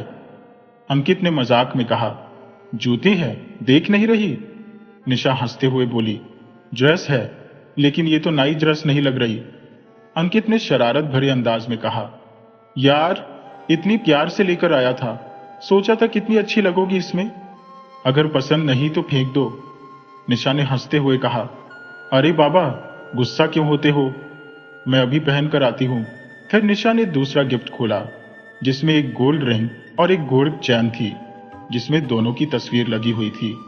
निशा ने खुश होकर कहा, यह तो बहुत सुंदर है। अंकित ने मुस्कुराते हुए कहा, मुझे खुशी है कि तुम्हें अच्छा लगा। अंकित ने निशा को रिंग और चैन पहना दी और निशा भावुक हो गई। जब तक निशा ड्रेस चेंज कर रही थी तब तक अंकित ने बेड के सामने टेबल पर शैंपेन की बोतल सजाकर रख दी। जब निशा बाहर आई तो अंकित उसे देखता ही रह गया। निशा ने हंसते हुए पूछा, कैसी लग रही हो? अंकित ने प्यार से कहा, जैसा मैंने सोचा था, एकदम खूबसूरत। निशा शर्मा गई। अंकित ने निशा का हाथ पकड़ा और उसे बैठाकर शैंपेन के गिलास में शैंपेन भरी। दोनों ने एक साथ सिप किया। फिर अंकित ने रोमांटिक म्यूजिक लगा दिया और निशा के सामने घुटनों पर बैठकर उसका हाथ अपने हाथ में ले लिया। दोनों ने एक दूसरे की आंखों में आंखें डालकर डांस करना शुरू कर दिया और एक दूसरे के और करीब आ गए। आज एक अजीबोगरीब मुलाकात हुई जिसमें एक जिन्न और एक इंसान के बीच का रिश्ता आकार ले रहा था। वो रात उनके मिलन की गवाह थी और अगली सुबह उनके जीवन की एक नई शुरुआत का आगाज। निशा अब भी गहरी नींद में थी और अंकित उसके बालों में उंगलियां फिराते हुए उसकी खूबसूरती में खोया हुआ था। ऐसा लगता था जैसे निशा अब उसकी जिंदगी का एक अभिन्न हिस्सा बन चुकी है। जब निशा जागी तो अंकित को सामने देखकर हल्के से मुस्कुरा दी। दोनों अपनी नई जिंदगी में बेहद खुश थे। अपने हनीमून के कुछ दिन बाद वे जयपुर लौट आए। घर पहुंचकर सबसे पहले उन्होंने अपने रिश्तेदारों और दोस्तों को वो तोहफे दिए जो वे उनके लिए लाए थे। परिवार से मिलकर वे बेहद खुश थे और आखिरकार अपने घर लौटे। घर पहुंचते ही अचानक निशा की तबीयत बिगड़ने लगी। उसे उल्टियां और चक्कर आने लगे। अंकित घबरा गया। उसने अपने जादू से निशा को ठीक करने की कोशिश की, लेकिन कुछ भी असर नहीं हुआ। जादू की नाकामी ने अंकित को हैरत में डाल दिया। फिर वह फौरन डॉक्टर को बुलाया। डॉक्टर ने निशा का मुआयना किया। अंकित चिंतित होकर पूछने लगा, डॉक्टर साहब, निशा ठीक तो है ना? उसकी तबीयत कैसी है? डॉक्टर ने मुस्कुराते हुए कहा, चिंता की कोई बात नहीं है। इस स्थिति में कभी कभी कमजोरी और चक्कर आना आम बात है। अंकित थोड़ा उलझन में बोला, मतलब? डॉक्टर ने जवाब दिया, आपकी पत्नी गर्भवती है? यह सुनकर अंकित की सांसें तेज हो गईं। डॉक्टर के जाने के बाद अंकित ने निशा के पास जाकर बताया, तुम प्रेग्नेंट हो? निशा ने खुशी के साथ कहा, अरे ये तो खुशी की बात है। लेकिन अंकित गंभीरता से बोला, निशा, हमारी शादी को अभी सिर्फ 1 हफ्ता हुआ है और तुम 4 हफ्ते की गर्भवती हो। निशा ने हक्का बक्का होकर कहा, क्या कह रही हो तुम? ये कैसे हो सकता है? अंकित ने गंभीरता से कहा, यह मजाक नहीं है, डॉक्टर ने यही कहा है। हमने बहुत बड़ी गलती कर दी है। हमें बाबा की बात माननी चाहिए थी। उन्होंने कहा था कि हमारा मिलन सिर्फ पूर्णिमा की रात को ही हो सकता है, लेकिन हमने अनजाने में ये नियम तोड़ दिया। मुझे अभी बाबा से मिलना होगा। अंकित ने जल्दबाजी में घर छोड़ दिया और निशा पीछे से आवाज लगाती रह गई। अंकित सीधे मोहम्मद चाचा के पास पहुंचा और उनसे बाबा से मिलने की गुहार लगाई। मोहम्मद चाचा ने कहा, अरे क्या हुआ? तुम इतने परेशान क्यों हो? बाबा से क्यों मिलना चाहते हो? अंकित ने संजीदगी से कहा, चाचा कुछ बहुत जरूरी बात है, कृपया बाबा से बात करके उन्हें बुला लीजिए। थोड़ी देर बाद मोहम्मद चाचा ने बताया कि बाबा 3 दिन बाद जयपुर आएंगे। अंकित ने चाचा को धन्यवाद दिया और वापस घर चला गया। 3 दिन बाद जब बाबा आए तो अंकित उन्हें अपने घर ले गया। बाबा ने पूछा, कहो अंकित, क्यों बुलाया मुझे? अंकित ने घबराते हुए सब कुछ बाबा को बता दिया। बाबा ने गहरी सांस लेते हुए कहा, ये तुमने क्या कर दिया? अंकित, मैंने तुम्हें साफ साफ समझाया था कि जिन्न होने के नाते तुम्हारा मिलन केवल पूर्णिमा की रात को हो सकता है, लेकिन तुमने ये नियम तोड़ा। अब तुम्हें अंदाजा भी नहीं है कि इससे क्या मुसीबतें आने वाली है। बाबा ने बताया, गैर वक्त मिलन की वजह से तुम्हारा एक हिस्सा निशा की कोख में आकार ले चुका है। अगर मेरी बात मानी होती तो बच्चा सामान्य होता, लेकिन अब यह बच्चा जिन्न की शक्तियों के साथ पैदा होगा। यही कारण है कि यह बच्चा इतनी जल्दी बढ़ रहा है। इस समय उसे अस्तित्व में ही नहीं होना चाहिए था, लेकिन वो 4 हफ्तों का हो चुका है और इसका जन्म भी 9 महीने की बजाय 5 महीने में हो जाएगा। बाबा ने आगे चेतावनी दी, ये तो बस शुरुआत है, जो आगे होने वाला है उसके लिए तैयार रहो। जिन्नात की दुनिया के खिलाफ जाकर तुमने अपनी मोहब्बत को अपनाया है, लेकिन इस गलती की सजा अब तुम्हें और निशा को भुगतनी पड़ेगी। लेकिन हां, अगर तुम्हारी मोहब्बत सच्ची है तो कोई भी सजा तुम्हारा कुछ नहीं बिगाड़ सकेगी। बाबा ने फिर समझाया, जिन्नात की दुनिया के नियमों के मुताबिक अगर किसी जिन्न और इंसान का मिलन होता है तो उनकी पहली औलाद जिन्नात की दुनिया का बादशाह या मलिका बनेगी। इसका मतलब है कि तुम्हारा बच्चा जिन्नात की दुनिया पर हुकूमत करेगा। तुम्हारे द्वारा की गई उस चूक का कारण मैं समझाता हूं। जब मैंने कहा था कि पूर्णिमा की रात को ही यदि तुम्हारा मिलन होता है तो तुम्हारी संतान एक सामान्य इंसान के रूप में जन्म लेगी और उसका जिन्नात की दुनिया से कोई संबंध नहीं रहेगा। लेकिन तुम्हारी गलती की वजह से अब तुम्हारी संतान जिन्न की शक्तियों के साथ जन्म लेगी और वही संतान जिन्नात की दुनिया पर हुकूमत करेगी, जिसे बाकी जिन्न कभी भी स्वीकार नहीं करेंगे। सदियों से जिन्नात इस ताकत को हासिल करने की कोशिश कर रहे हैं और वो इसे एक बच्चे के हाथों में इतनी आसानी से नहीं आने देंगे। बाबा ने गंभीर स्वर में आगे कहा, जो जिन्न अल्लाह को खुद से ऊपर मानते हैं उनसे तुम्हें कोई खतरा नहीं है, परंतु यहां पर अच्छे जिन्नों की तुलना में बुरे जिन्नों की संख्या अधिक है। वे हर हालत में तुम्हारी संतान को जन्म लेने से पहले ही खत्म करने की कोशिश करेंगे। सामने बैठी निशा भी बाबा की बातों को गंभीरता से सुन रही थी। अंकित ने चिंता जताते हुए कहा, लेकिन बाबा, क्या कोई रास्ता है? मैं निशा और अपनी संतान को खोना नहीं चाहता। बाबा ने गहरी सांस लेते हुए कहा, कोई रास्ता तो नहीं है, मेरे पास अब सिर्फ अल्लाह की ही आस है। तुम्हें अपनी बीवी की हर हालत में हिफाजत करनी होगी ताकि कोई भी बुरी ताकत उसे नुकसान न पहुंचा सके। इसके साथ ही तुम्हें दोनों मेरे साथ चलना होगा। मैं तुम्हें अपने पीर बाबा की दरगाह पर ले चलूंगा, वहां कोई जिन्न अपनी ताकत नहीं दिखा सकता। अंकित ने घबराते हुए पूछा, लेकिन बाबा, बाकी सबको हम क्या कहेंगे? जब उन्हें सच्चाई पता चलेगी तो वे क्या करेंगे? बाबा ने समझाते हुए कहा, चिंता मत करो, माना कि तुम एक जिन्न हो पर नेक भी हो, मैं सबको समझा दूंगा। बाबा निशा और अंकित को निशा के घर लेकर गए, जहां उसके माता पिता और मोहम्मद भाई को भी बुलाया गया। अंकित की सच्चाई जानकर सभी घबरा गए। निशा के पिता ने गुस्से में कहा, बाबा, आपने इसे यहां क्यों लाया? इसने हमारी बेटी की जिंदगी खतरे में डाल दी है। आप इसे अपने मंत्रों से फूंक दीजिए और हमारी बेटी की कोख में पल रहे जिन्न को गिरवा दीजिए। हम अपनी बेटी के साथ ऐसा नहीं होने देंगे। निशा ने दृढ़ता से कहा, नहीं मम्मी, आप ऐसा कुछ नहीं करेंगी। अंकित ने मुझसे शादी के तुरंत बाद ही सब कुछ बता दिया था। मुझे सब पता था कि हमारे एक होने पर क्या मुश्किलें आ सकती हैं। अगर आपने अंकित को कुछ भी किया तो मैं अपनी जान दे दूंगी। मोहम्मद भाई ने शांत स्वर में कहा। सतीश भाई, मुझे लगता है कि अंकित एक नेक इंसान है। अगर वो बुरा होता तो अब तक निशा को छोड़ चुका होता, लेकिन उसने ऐसा नहीं किया। वह यहां तक निशा के साथ है तो जरूर उसकी नीयत अच्छी होगी। बहुत समझाने के बाद सभी ने अंकित को स्वीकार कर लिया और उसे बाबा के साथ दरगाह पर भेजने के लिए तैयार हो गए। बाबा उन्हें दरगाह पर लेकर गए और वहां एक कमरे में उन्हें रहने की व्यवस्था कर दी। बाबा ने बताया कि वे एक ऐसे फकीर को जानते हैं जो जिन्नात की दुनिया के बहुत से रहस्यों को जानते हैं और जिन्हों पर काबू पा सकते हैं।